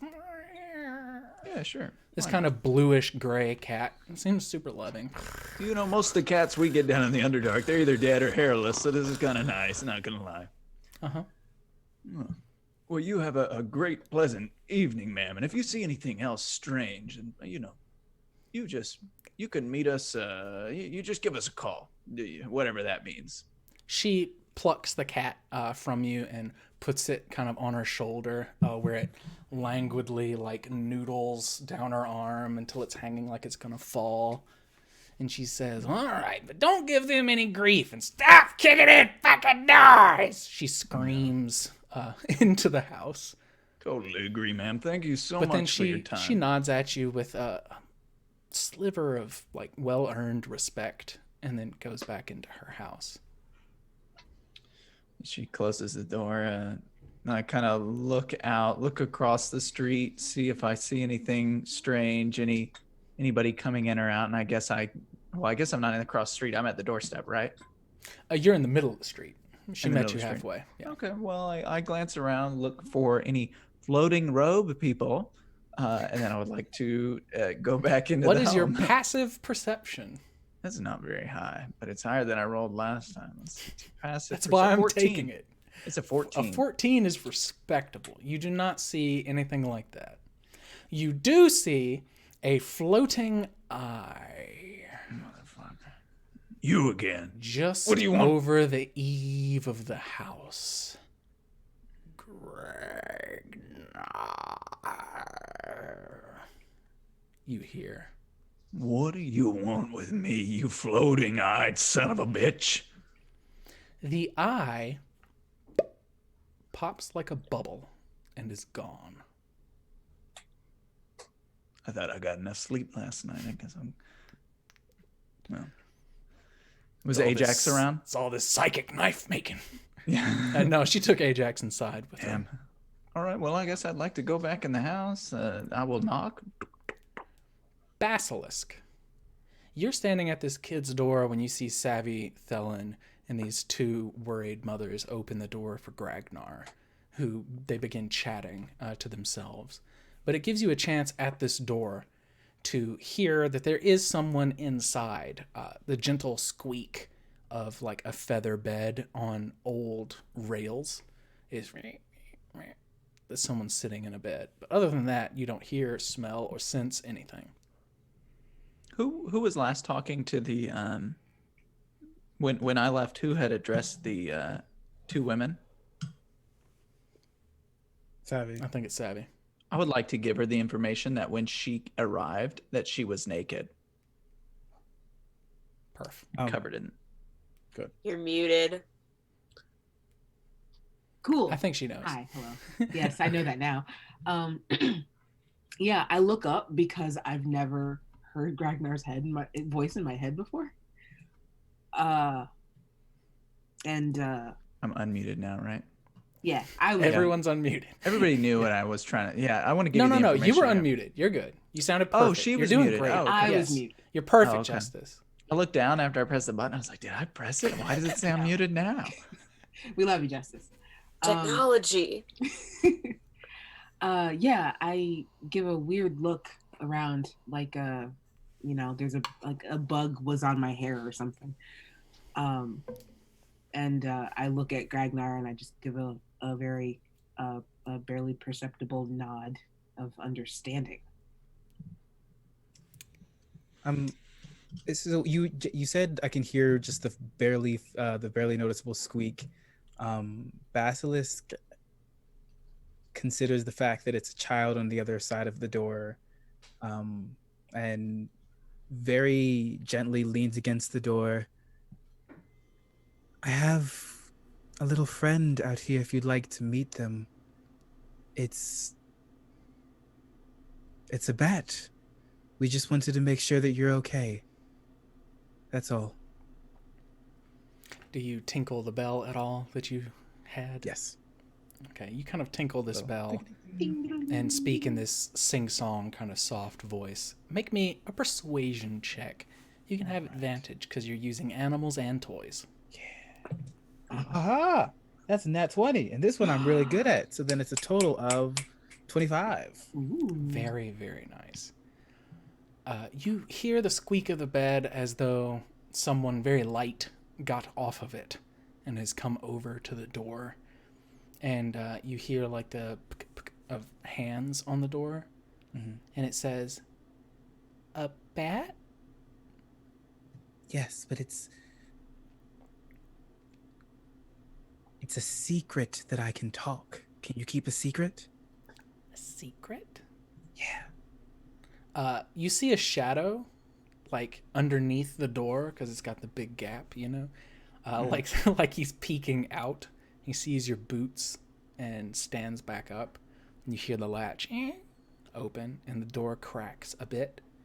And he sees you and this bat, this very strange bat, I might add, and a bell in your hand.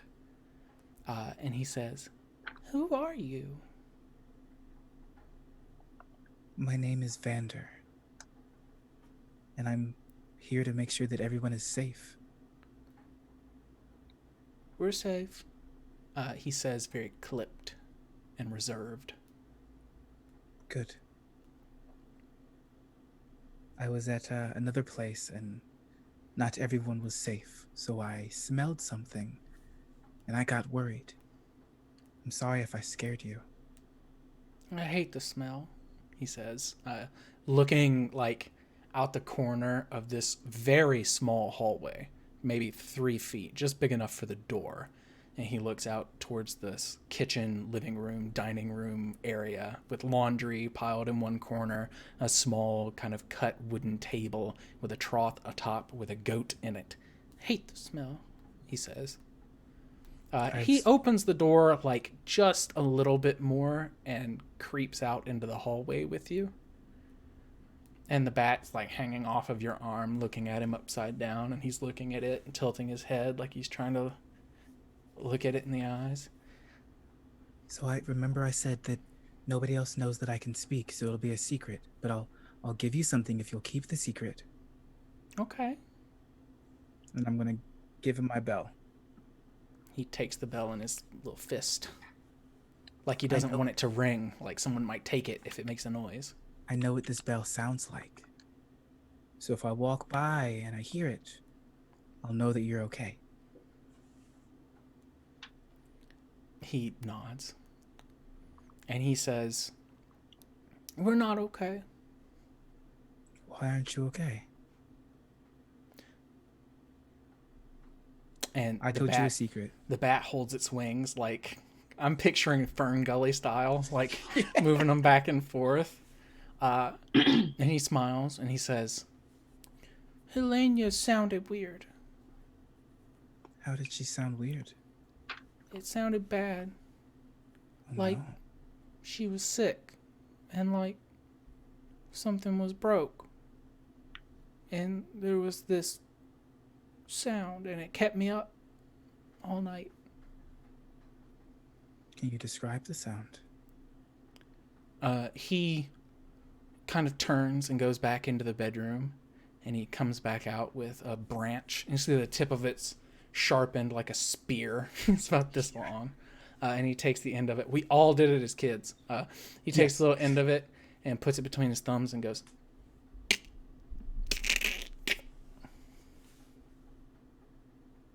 and furrows his brow. He doesn't like it. Well, I'll make you a deal. If I'll keep your secret, if you can keep mine. Okay? And I'll go see if I can make it so that she's okay too. Okay. He do you takes want the to go? bell and ping ping. Just like he risks a little ping ping. Good. And then closes it back in his fist. Do you want to go meet my friends? They're very strange. He sees the Durgar. Okay. Exotic. So this child comes out into the room, and you all exchange your pleasantries and introduce yourselves and everything of that sort. Are there any What's other his questions name? that you have for this family? What's the son's name? The son's name is Savas. Savas. Savas. He has chestnut brown hair and is obviously not either one of these women's biological child. Kind of a flat, wide nose. Savvy's immediately down on one knee. She's got a thing for kids. And she's like, "Hi. Hello. It's nice to see that you're out here. Are you okay?" He looks at Bass. Yeah. Good. And I look at Savas and I look at Basilisk and I put my finger on my nose. We've all got some secrets, don't we? He kind of grins and you see he's missing one of his teeth. And he says, "Yeah." Cool. Secrets are Thank you awesome. for the raid. Hello, everybody. Oh my gosh, there's a raid. Mhm. We've been raided. Pride Ceratops. Oh, I like Pride. Ooh. And I'm like right up close to him, so that like Mhm. I'm like whispering to him, so that like only he and I can really hear each other. I want to give her a message. I want to say, ask the little boy about his sister coming home late at night and if he saw any strange creatures following her. Or any floating eyes. Ask him about the floating eye. The whole time my face is like this. I would like to make a unilateral DM decision that Gragnar cannot control the volume of his Really his loud. mind voice. So you're having this whispered conversation. Ask the child. Just the voice, the same Just volume booming. as always. It popped this time. The eye popped. So I say to Savas, we are just here to make sure that your sister is okay. Okay. He finishes and nods. Right. And everything is okay? He looks at Basilisk. Yeah. Okay. Well, if you need anything, you can find us at the Angry Beard. If anything goes wrong or if you need help, you can go to the Angry Beard. Okay. Margot kind of ruffles his hair and pulls his ear a little bit. And he like giggles uncontrollably at it. Oh my gosh. Not like she's hurting him, but like his fucking ears are ticklish or something. Oh no. And he hides his ear with his shoulder and like shies away. Stop! And she says, adorable. "We'll keep you in mind." Yes, well, thank you kindly. So sorry again for the intrusion. But if you need anything, Find you at the Anything at Angry all. Beard. Like all three of them yes, say. yes. Yeah. Dylan is just like super awkward. Like clearly, it's not around children, and like just like Shuffles out. Perfect. Yeah, we have taken up enough of your time, and we're clearly stopping you from putting your dinner to start, and so we're gonna go now. Curious, considering that Basilisk gave a gold piece, which is 5 days' work for the two of them, says, "If you're this way in a few hours, we should have some goat." And she laughs. Oh, I like goat. They stand as the normal, like, mom with the son in the middle, both with the hands on the shoulders and the son waving and like clutching that bill, waving. As I'm walking away, I'm gonna wink at the kid and go, He risks it. Bing me. No, children, I love them. Have a good I love night. him so much. Out on the street, the door closes softly behind you. What are I you doing now? immediately turn to Gragnar. Did you know that your voice in my head sounds exactly the same as your voice out here? And by that, I mean, oh my God, stop screaming. Well, I needed to make sure you responded. You didn't say any of the things I asked you to say, so I started saying it louder. Oh, I was, that's fair. I was, that's the second time ever. Okay, remember what happened last time? We just stood in the middle of the street. We should keep walking while we're having this conversation. We can walk and talk. Thank you. I'm Yes. just. You Where are locked you me walking outside to? with a woman who aimed a crossbow at my face. What? The Can lady we- across the street. Can we just keep walking? Where are you walking Where to? are we walking to? Do I know where these people's houses? Who's or these this- peoples? Do you mean the Vibrants? Yes. Do I know where their house is? Yeah. Okay, that's where I'm You and gonna, Savvy like, both would probably know. Okay, being that's where I'm just gonna couriers and blatantly pilfers. like, You're gonna hurt us. just like, Yeah. It's basically walk back and the way talk. you came. Essentially, the Stillways district surrounds the part of the city where the quarry used to be that leads down to the water, right? And then the air district where all the big earth moats float high overhead and all the huge mansions are, stands at almost like the shepherd's crook of the city in this pie shape.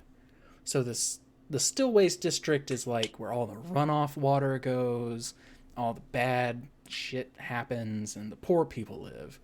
And then the Airway district is where the nice, ritzy-ass places are. But they're within walking distance. And the other 3/4 of the city is merchants. Like, all this ecosystem of trade, import, and export. So it's just really this check mark of buildings where people actually live. So you think it would only take you maybe 10 minutes to walk to the Airway district and find this mansion. Okay. Just gonna herd some cats. Like, We can walk and talk. Yeah. So 5 minutes is basically going to be me very quietly yelling at Gragnar to keep his inside voice down. Yeah. Next time, ask one of the questions. That way I know that you're listening. So. I'm actually going to start communicating what I learned from the child as well. Oh, I was I'm going to interested ask you in that next. So, yeah. at some point, I want to like slip down an alley and like put my dress on that I just bought. Liz, does your shirt have daggers on it? Did you wear that for It this? does. I did. It's pink with daggers. Take an inspiration, Nice. Liz. Appropriate for the evening. And you know what? Technically, there's Valentine's Day 5 of rogues. us. Yeah. Valentine's Rose. Red for a whole different reason. Yay! What did the child say? You change into your dress. All of you converse about what the child said and all of that good stuff and catch each other up unless you are trying to obfuscate something. No, I just tell everything. I like. Good. Ash says, "That was weird," halfway into the air district. Keep forgetting this. I am your young ward, and you are supposed to specifically keep me safe. I feel like you're keeping us safe, to be I honest. really do think. Wow. But you're not in danger. What currently. is our plan when we get to this mansion? We haven't thought about that. We haven't thought that far ahead. What do you know Well, about this? I fit in She now, shrugs. so step one. Pretend you're here for a meeting? She asks. Well, it's not the worst idea. It's better than. I mean, what would we have a meeting about? She shrugs. It's pretty late. Trade agreements, emergency you still have that bucket of councils. Gregdar, are you okay? She puts her hand on your forehead. It's cold and clammy. Yeah, I'm feeling a little chilly tonight. So with Basilisk having told us what Sava said, does that sound familiar to any of us like me? It sounds like it might be horrifying. The sound of breaking and creaking and sick, like someone Well, was you know, there was a vomiting. big old puddle of blood where she should have been, and she wasn't, so. Right, but like, and we're still walking and talking. Yeah. But like, does it sound like, I mean, he's using a branch. The only thing that I can think of would be like bones being put back together. If that is what it was, Ash says, that would be bad. That would be bad. I feel like we might be running into another decoy skin. Well, I asked the neighbor about this seam, and she didn't see anything.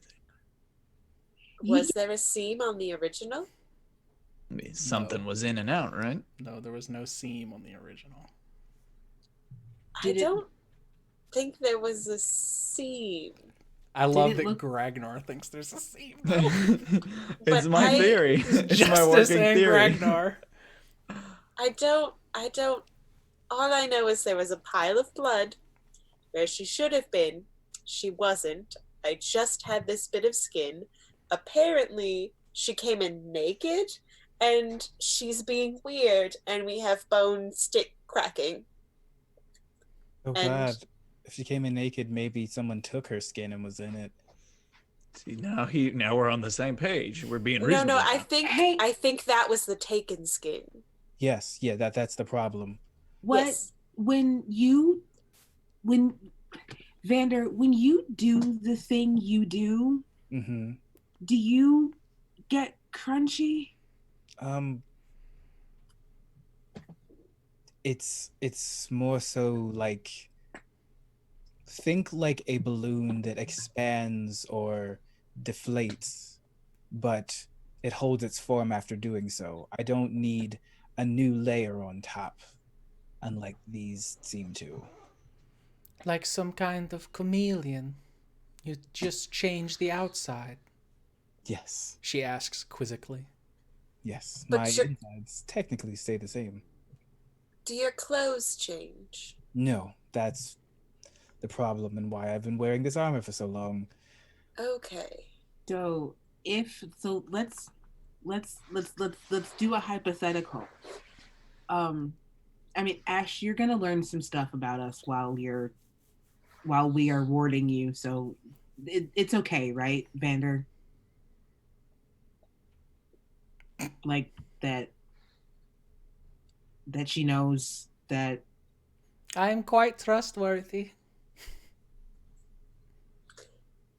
You're muted, Gabe. No, he's I not. wasn't saying anything. Oh. I was just letting this.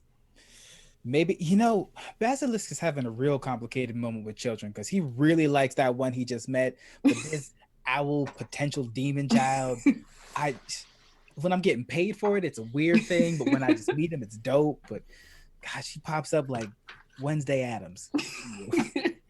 But like, let's do this hypothetical. If Helena can also take people's skin, then what? Well, I think it's safe to say that this isn't Helena. Right, but we don't know who or what it is. The So let's just call it The entity. the entity. The entity. When I was deep down in the darkness for the first couple of centuries of my life, there were these things that could hollow out one's insides to some extent, turn you into a little puppet, walk around pretending to be you, and when they were done, they would discard the carcass, not unlike the decoy skin, but with bones and all. Maybe it's not unheard of. Maybe we should assume that the next place we go, that the people we're talking to aren't quite the people we're talking to. Does that make sense? Unfortunately, yes, it Yeah. does. We need a safe word when we think that someone's in a decoy entity. skin. An entity. Maybe that's the word. Entity? Entity? Yeah, I think that one we can work into conversation. I think it's vague enough that we could probably fit it in pretty much Evidently, anywhere. I was yelling earlier. Yeah. Oh, there was one weird thing. Yeah. Didn't sit right with me. The neighbor said that the cat acted weird with the girl. And I tend to think that animals are a little bit wiser than we are sometimes. Well, I think we've come to the safe conclusion that it's not the girl anymore. What would want to wear the girl? Why? A demon. To not be noticed. But why her out of everybody? What connection does she have to what something would want? I don't understand. Why pick a girl? Why not pick a homeless person or a king or a noble or something else? Well, the girl was poor. She was forgettable. Who's Yeah. going to remember a poor little servant girl? Honestly, I certainly wouldn't. the sad thing is that I speak not so much proudly, but honestly about it. Sometimes it's the first person you see that becomes expendable. Oh. as we have seen on the ship. It's true. Yeah, well, I think what you do is a little bit more humane than whatever this did. Most Ash likely.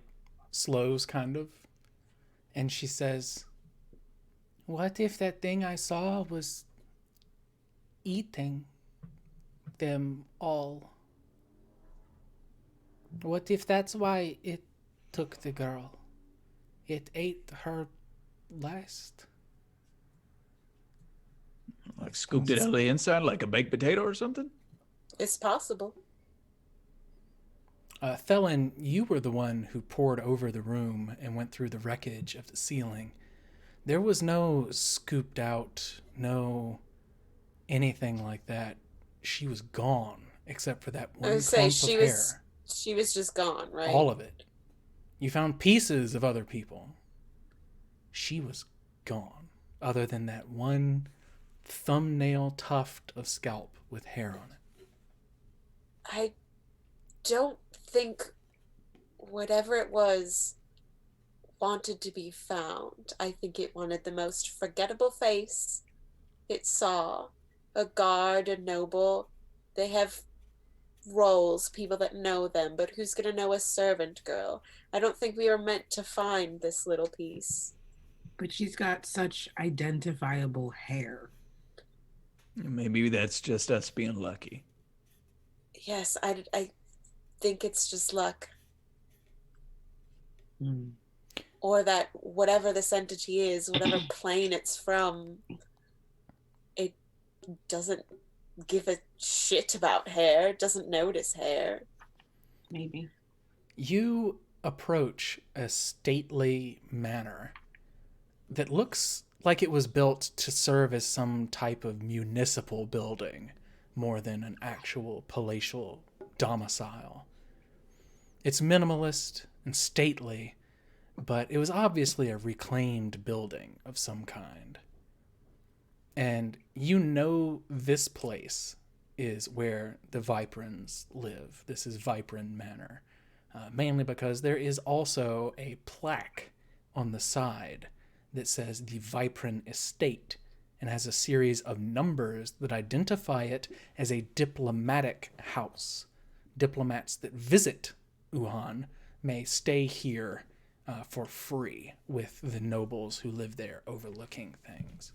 It is not uncommon. You think the Valhurst probably had something like that as well.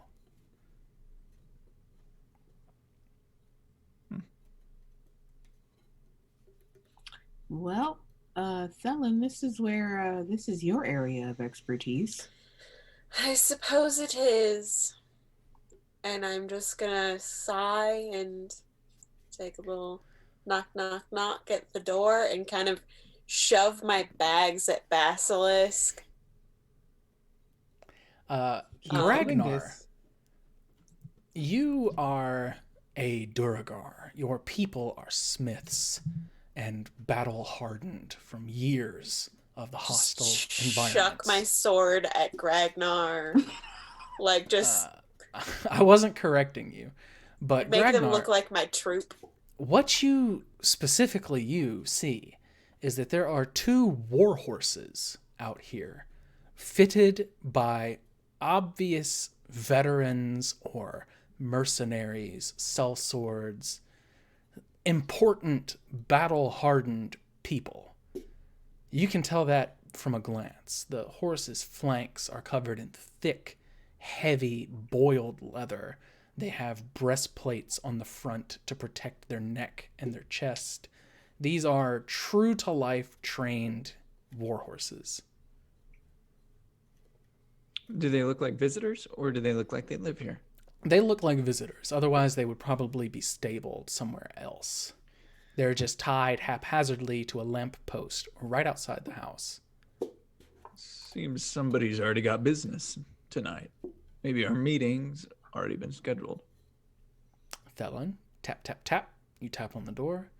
It opens, and you see a halfling woman with black hair braided down to her belly button, pulled in front, wearing the attire of a major domo or maybe a maid, something like that.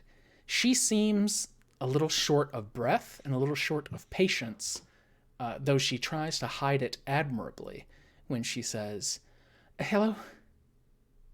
I apologize for the lack of, well, warning, but I have just arrived in this city and was seeking some place to stay until my meeting tomorrow with the head of the Merchants Guild, Thelen Shadowbrace. I was told this is a place where us diplomats could stay. She nods and she says, "I beg your pardon, madam. Please, you and your companions can come inside. I will just be a moment. The master has guests he's trying to see to." You can see that she's not used to doing this kind of thing, as though she's being put upon to speak with you. Whoever's supposed to be in charge is not here. And she makes that very plain to you specifically, Thelen. And she says, "Please come in and rest for a moment. I promise I will get to you very shortly." Thank you. My apologies. Take as much time as you need. The four of you, Ash in tow, step into this home. And immediately, two figures turn to see you. There's a central pillar in this room that stretches 40 feet overhead. This building, again, very square and stately, but the inside is carved of marble and appointed very decoratively, but minimalistically. The marble floor and the marble columns all match all the way up to the ceiling that is carved from this Uhanian stone. The two people standing on either side of the pillar leaned against it, talking to themselves. One of them has a knife in hand like you would eat with on the road or between battles, and is scooping something out from underneath their fingernail. That person, Thelen, would draw your attention, as it is obviously a Shadar Kai elf, just like you. And it turns its attention to you and furrows their brow and taps their companion, who spins. And you see the companion, who is also wearing identical plate armor to the Shadar Kai, is a tiefling. Short and stocky, you see that she has two magnificent horns that swoop forward and back that are painted with silver paint in strange curlicue patterns, and adhered to her horns are bells. When she turns her head to see you, her head shaved smooth other than the horns, they tinkle and draw the attention of everyone in the room.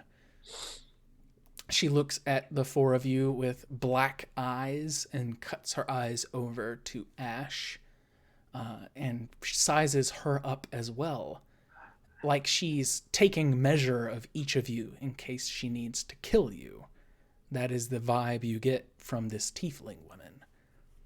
The Shadar Kai, this androgynous-looking, tall and limber figure, despite the plate armor, is carrying a greatsword on his back. Or on their back, my apologies.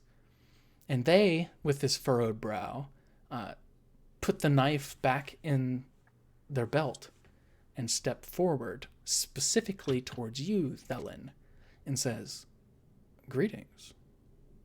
May I ask who you are?" Thelen Shadowbrace. And you? They put their hand on their chest and bow deeply and say, "I am Balin Kirs. I have not seen many Shadar Kai here ever in my life." No need to bow, really. I'm not from around here. If you can't tell by this whole gang that I've brought with me. They turn, this Balin, and to each of you give a firm and slightly warm hello.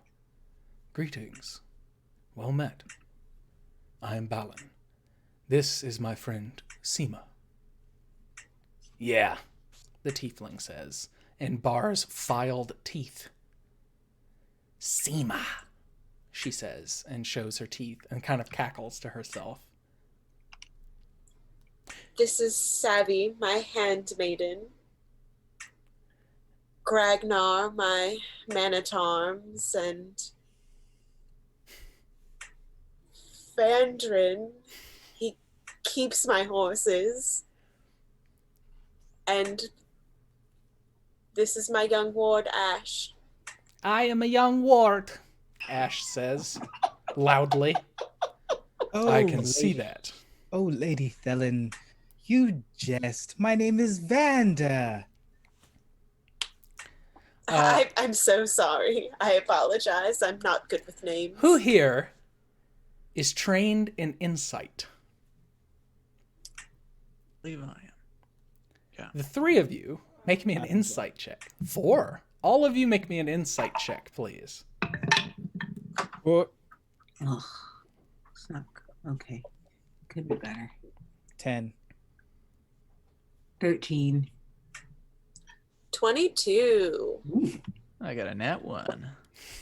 Ooh. I could re-roll it, but whatevs. Thelen, you do not believe, even for one heartbeat, that Balin Kierce believes Savvy and Basilisk to be anything but adventuring cutthroats. Balin takes a step back and says, very well. And immediately that door, that warm kind of reception, closes. You see the maid comes back downstairs. Just one more moment, she says, and hurries off into the back rooms.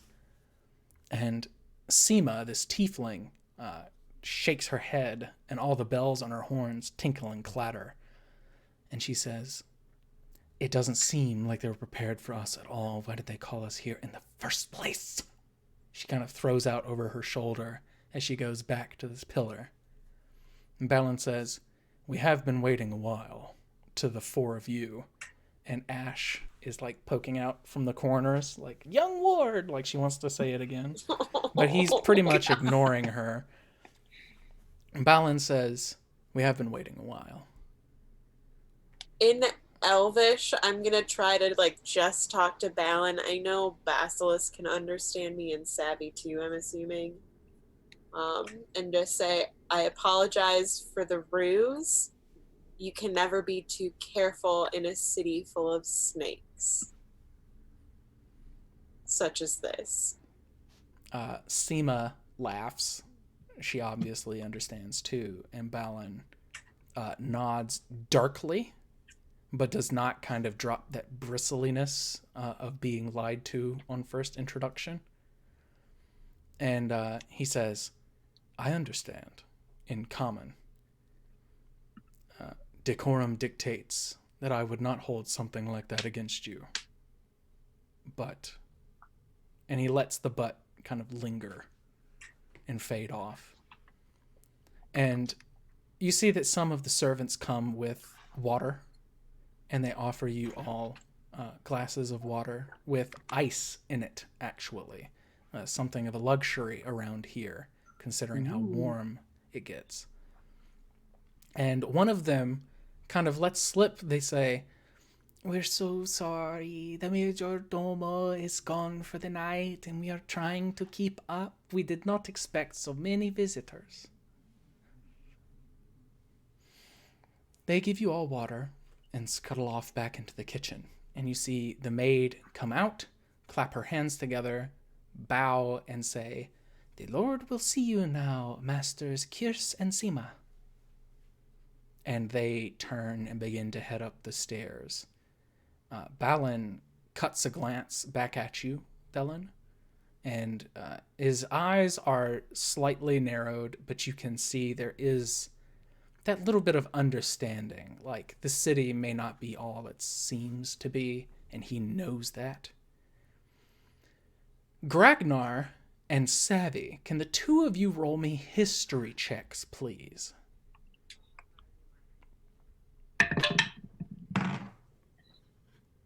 17. 18. The both of you see, when Seema takes her gloves off, she is wearing 10 iron rings, one on each finger of both of her hands. And you know that to be a sign of a lieutenant in the Iron Band mercenary conglomerate. It is a group of mercenaries comprised of sellswords and veterans from all across Symbia who are basically for sale to the highest bidder. They usually do not do war crimes, but anything short of that, they're usually for hire to do. Seeing Have we them, seen these before? you may have. I kind of leave that up to you, but you for sure know about it. Okay. And you said the house was pretty big, but not super. It's 3 stories tall, and it's about 100 feet wide and 80 feet deep. So it's just a big box. Nothing compared to the Valhurst Manor, but it's still very nice and very, very large compared to most people's homes. After, like, I assume my cover is blown because it was a really bad cover. Their cover might be blown. You do not believe this person thinks that you are dangerous, but that you're Okay, traveling then with dangerous people. I'm gonna wait until they're not looking to take my sword back from Gragnar and, like, put it up under my skirt like I had it on the ship. Gotcha. Why couldn't we be your bodyguards? That is so much more sellable than a handmaiden. I don't know. I was You pretty know- pleased. You know, we didn't really plan, and that was all I could think of at the time. I apologize. It was clearly a bad idea, That's fair. but here we are. That's I fair. mean, I don't carry any weapons at all, so I mean, man at arms is a little of a stretch. If Well, tell you someone were else holding that- my sword, so If you tell someone else that I take care of your horses, I will turn you into a horse myself. Hmm. I'm an artist. well, right now Artist! you're wearing the decoy skin of a horseman. I'm not wearing his skin. This is my skin that looks like his. While we're on this subject, did you notice any seams on either of those two? I didn't see any, but you No, never. I did not. No, but they did say the major domo is gone, which is mildly concerning because there's clearly a meeting and no major domo worth his salt would be missing. You can all follow me. The halfling is standing on the stairs. I thought that was Ash. I've made ready a couple rooms. At Thank least you can you. put your things there. Thank you. Felon, I'm also assuming that you show diplomatic papers to this person. Otherwise, they Yes. wouldn't be doing any of this. Good. Yes. So at this point, she begins to speak primarily to you, and as though you will delineate anything that needs to be delineated to your compatriots. And she says, any requests can be sent directly to me. Any person on the staff will come to me, and then I will ensure that you get everything you need. It's no problem. We're just a little discombobulated. She swings open the doors and shows you that there is this one large living space with 3 beds in it. And she says, you can take this room if you so choose. It has enough beds for all of you, or I can give servants' quarters to at least 2 of you, but the other rooms are as of yet occupied. Thank you. This is more than perfect. I'm so sorry. I know what it's like to be short-staffed. Well, I don't know what it's like to be short-staffed, but you get what I'm saying, right? I'm so sorry that you have to go through this. She scoffs at the affront that you just laid upon her in noble society, but does not say anything because you're high-ranking. she says. I'm just gonna tip her like 5 gold. She takes it between 2 fingers and drops it into her apron. Is there anything the master wishes? To you, more tersely. No, I believe we're all set for now, and I'm gonna give her another 5 gold. She takes it and kind of moves it around in her hand and says, I'll be back shortly when he's ready to see you. And puts it in the apron and closes the door behind her to leave you all in this large room with these 3 postered beds, all with canopies for safety, security, and all of that. There is a large wrought iron chandelier over top, lit by a very fragrant smelling rosemary oil that illuminates the room. There are 2 windows with mirrors all over the place and 2 large wardrobes for storing and preparing garments. There's also a small room here that you would know to be a bathroom of sorts. It doesn't have a bath in it, but it does have a toilet, and it does have a basin with water. And it does seem to have running water from the attic of this house. Wow. What is it with rich people and always putting funny scents in things? Can't you just make something smell like nothing anymore? No. That was weird, wasn't it? Yeah. Yes. Where's the major domo? I have some theories. Do they involve seams? I'll keep it to myself. Okay, well, hold on. So, if someone was coming to try and get work at the estate, I would assume they would interview with the major domo. So, our creepy little friend got to the major domo. The major domo is missing. Perhaps if we see the major domo again, they're the entity now? That is exactly what I was thinking. Smart, actually. Or they're wonder- just both gone and we're fucked. Maybe one of us could request a different room and try and examine some of the servants' quarters for any sort of evidence.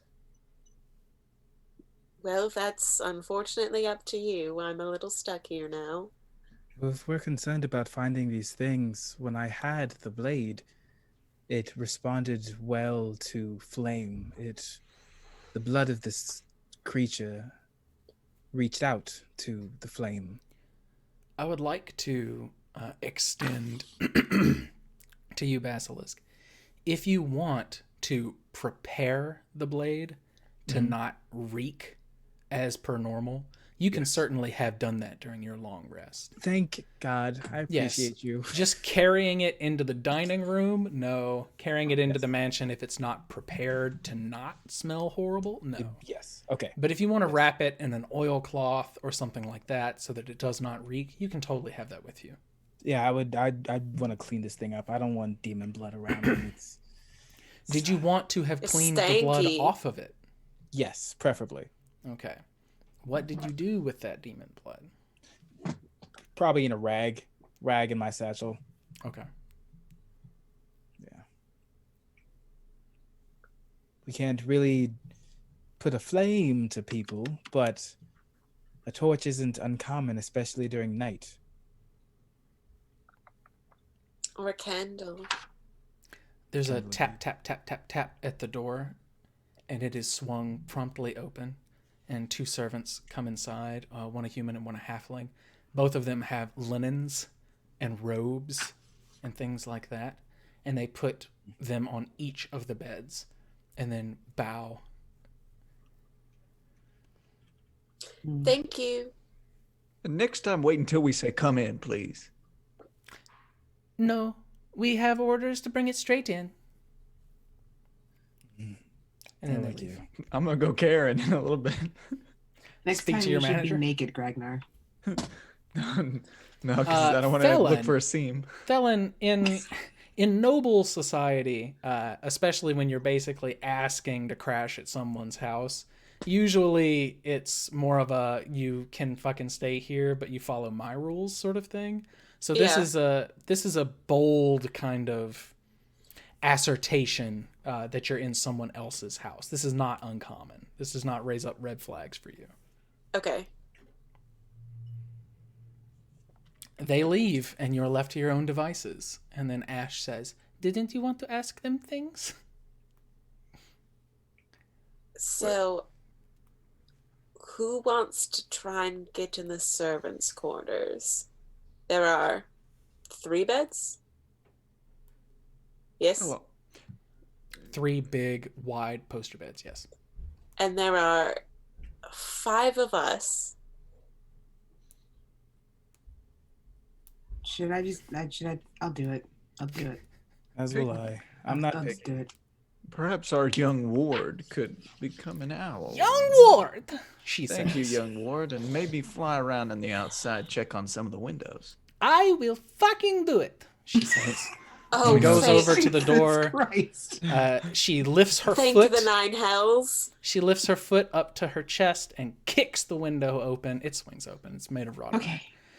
And she says, "This is how it should be," and jumps out of the window. A few moments later, you hear she turns into a bird very quickly. Basilisk, it does not seem that she cast any kind of particular magic. It just happens. She didn't have to gesticulate. She didn't have to say some incantation. She turns into this owl completely. The clothes are not left behind. Everything she's carrying transforms with her as though through magic. I want to do that. Honestly, same. I feel like she's happier as an owl. I feel like we're a bad influence. You know, Yeah. I asked her to do this like an hour ago, and here we are. She'll fucking do it. She'll fucking do it.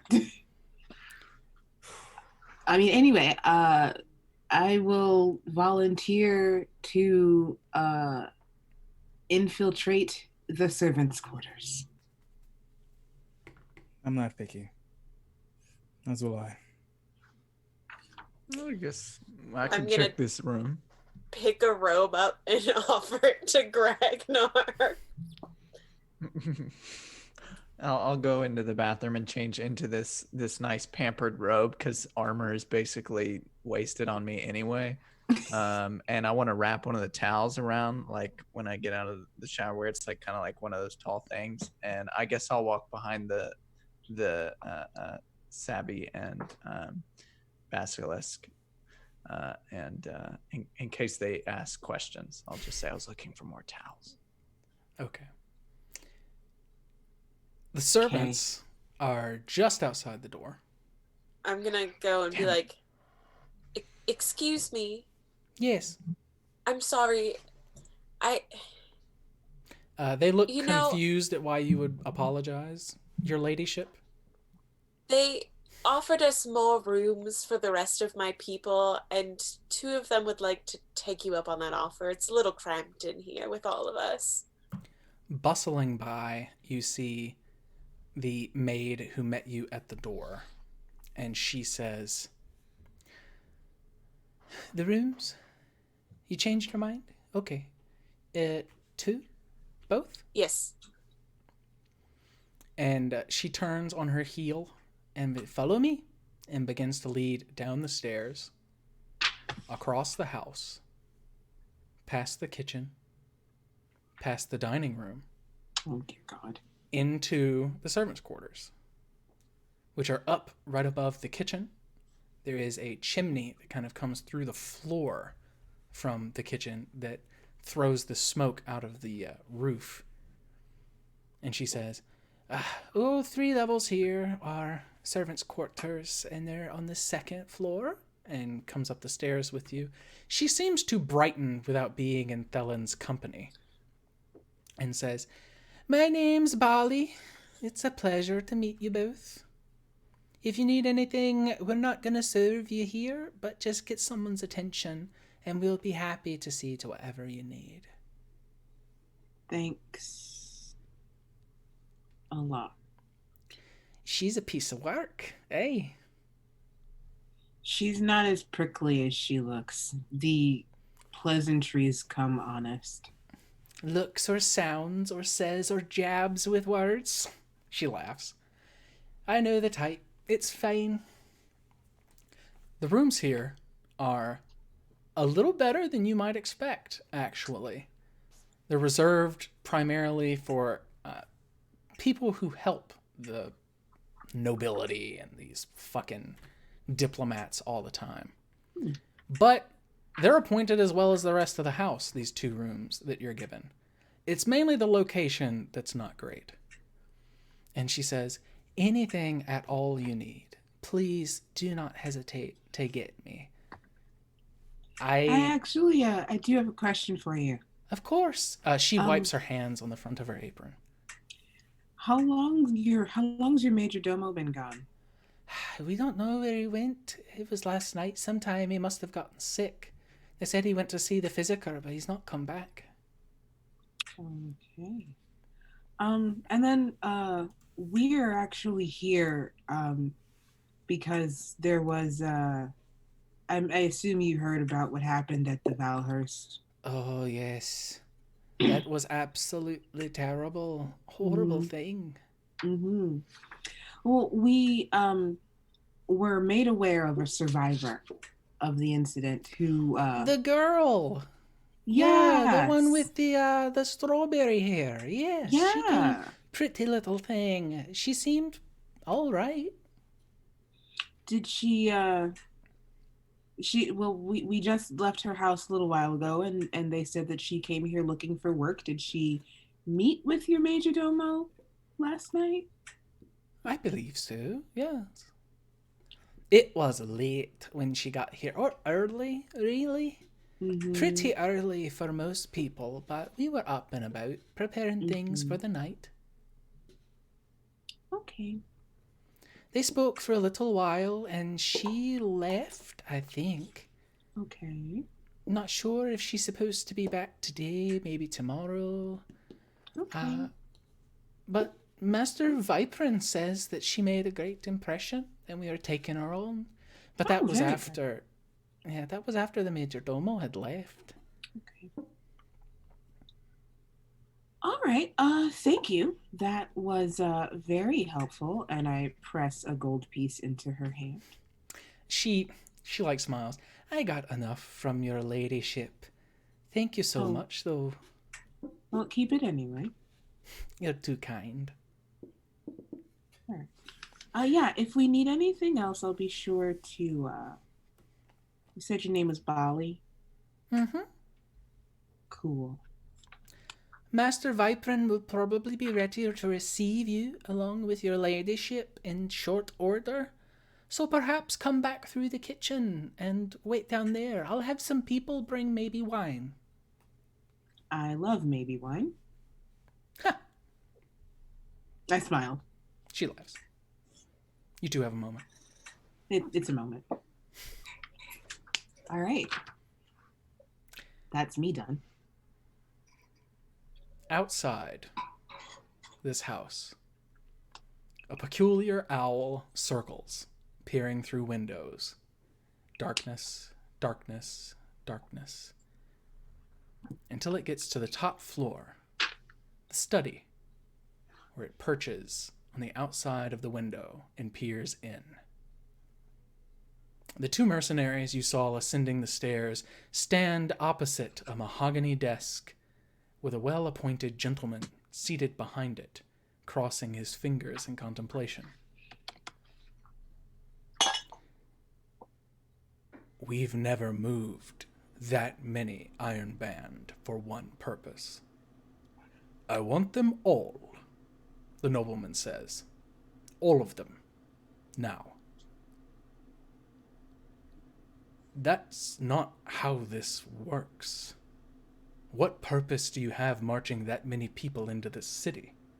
It's not something we're going to do for no reason. The reason is coin. All of it. What do you mean, all of it? My entire estate. 240 million gold pieces worth. You can have it all. I just need your swords. You see Balin and Seema look to each other with strange contemplation. We won't move that many people into a city full of innocents. That is War Council territory. Then get your fucking War Council, the nobleman says. I need them by the end of the 10-day. 200 million gold pieces in gems and fungible relics. Take it back to your masters, he says. Balin licks his lip and nods. The two of them turn and leave the study. The nobleman stands, adjusts his clothes, and leaves himself, exiting the door. Felon, Gragnar, the two of you are fetched by one of the maidservants. He'll see you now in the main foyer. And you are brought down. Gragnar, are you still wearing your towels? What do you guys think? Nah, probably not. I should probably be best dressed. I'll put on some new digs that I got. Maybe like a not super well tailored suit, like 50s fit. Oh, I love it. I love it. The two of you are led down the stairs with Ash in tow. She returns to the window very shortly and is confused when Savvy and Basilisk are gone. She says, "They're moving a lot of swords," in hushed breaths as you descend the stairs. "A lot of mercenaries for some reason, some purpose." How many's a lot? "All?" She shrugs. "It didn't tell me. Just all." All. Savvy, Basilisk, the two of you are seated at a small round table with high stools, meant for gossip and chit-chatting with people of nobility down here, next to what seems to be a harpsichord set against the wall.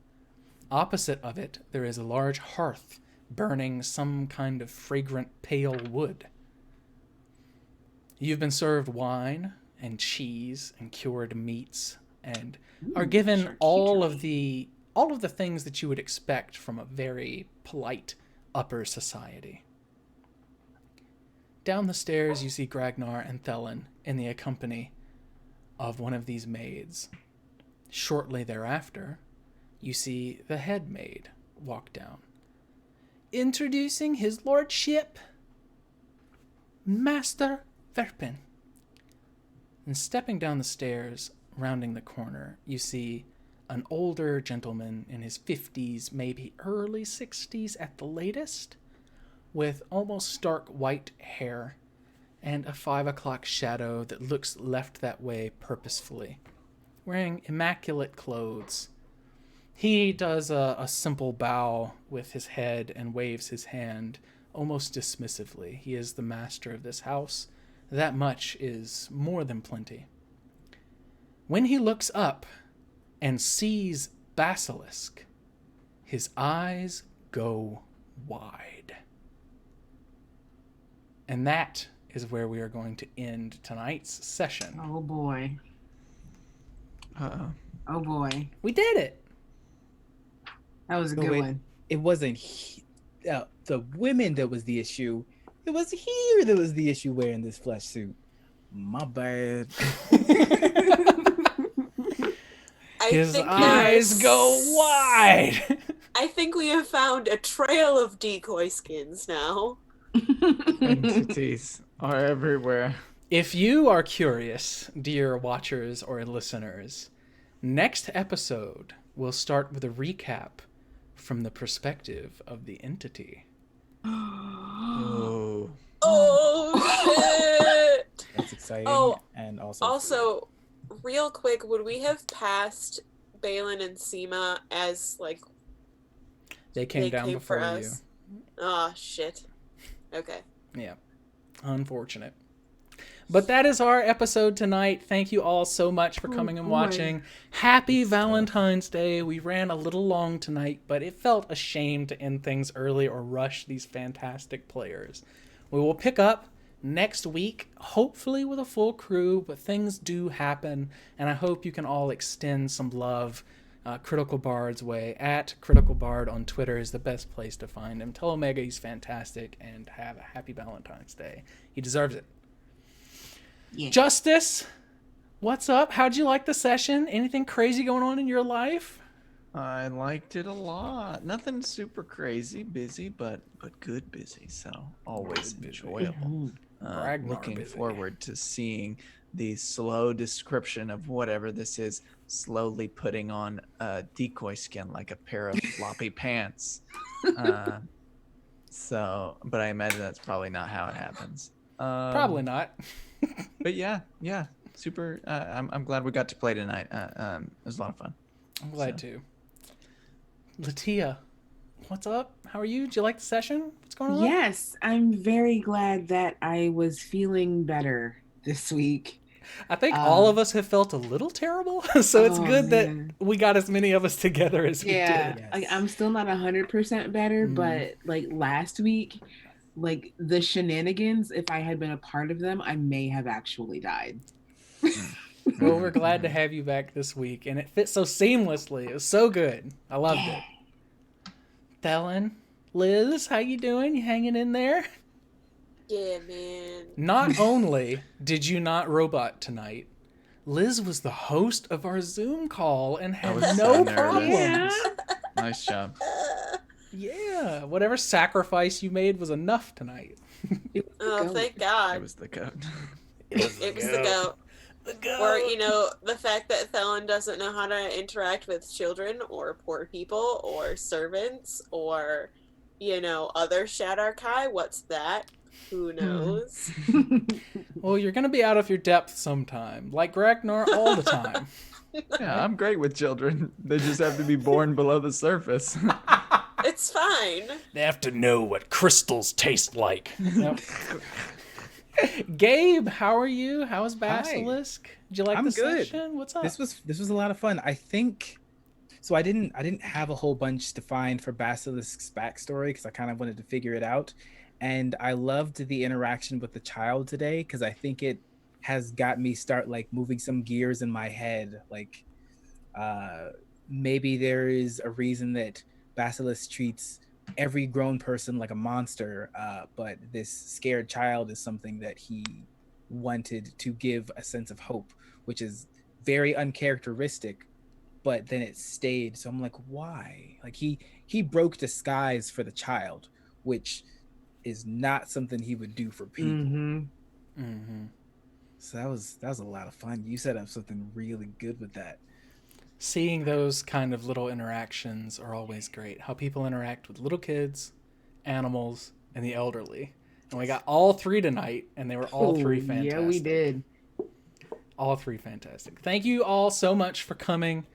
You make my day brighter. Again, find them all at Justice Armin, at The Lady Tiefling, at Raptor Handed, at Gabe James Games, at Critical Bard, tell him you love him, and at Drop the Die is where you can find me. And we will see you next time. Bye. Bye. Happy Valentine's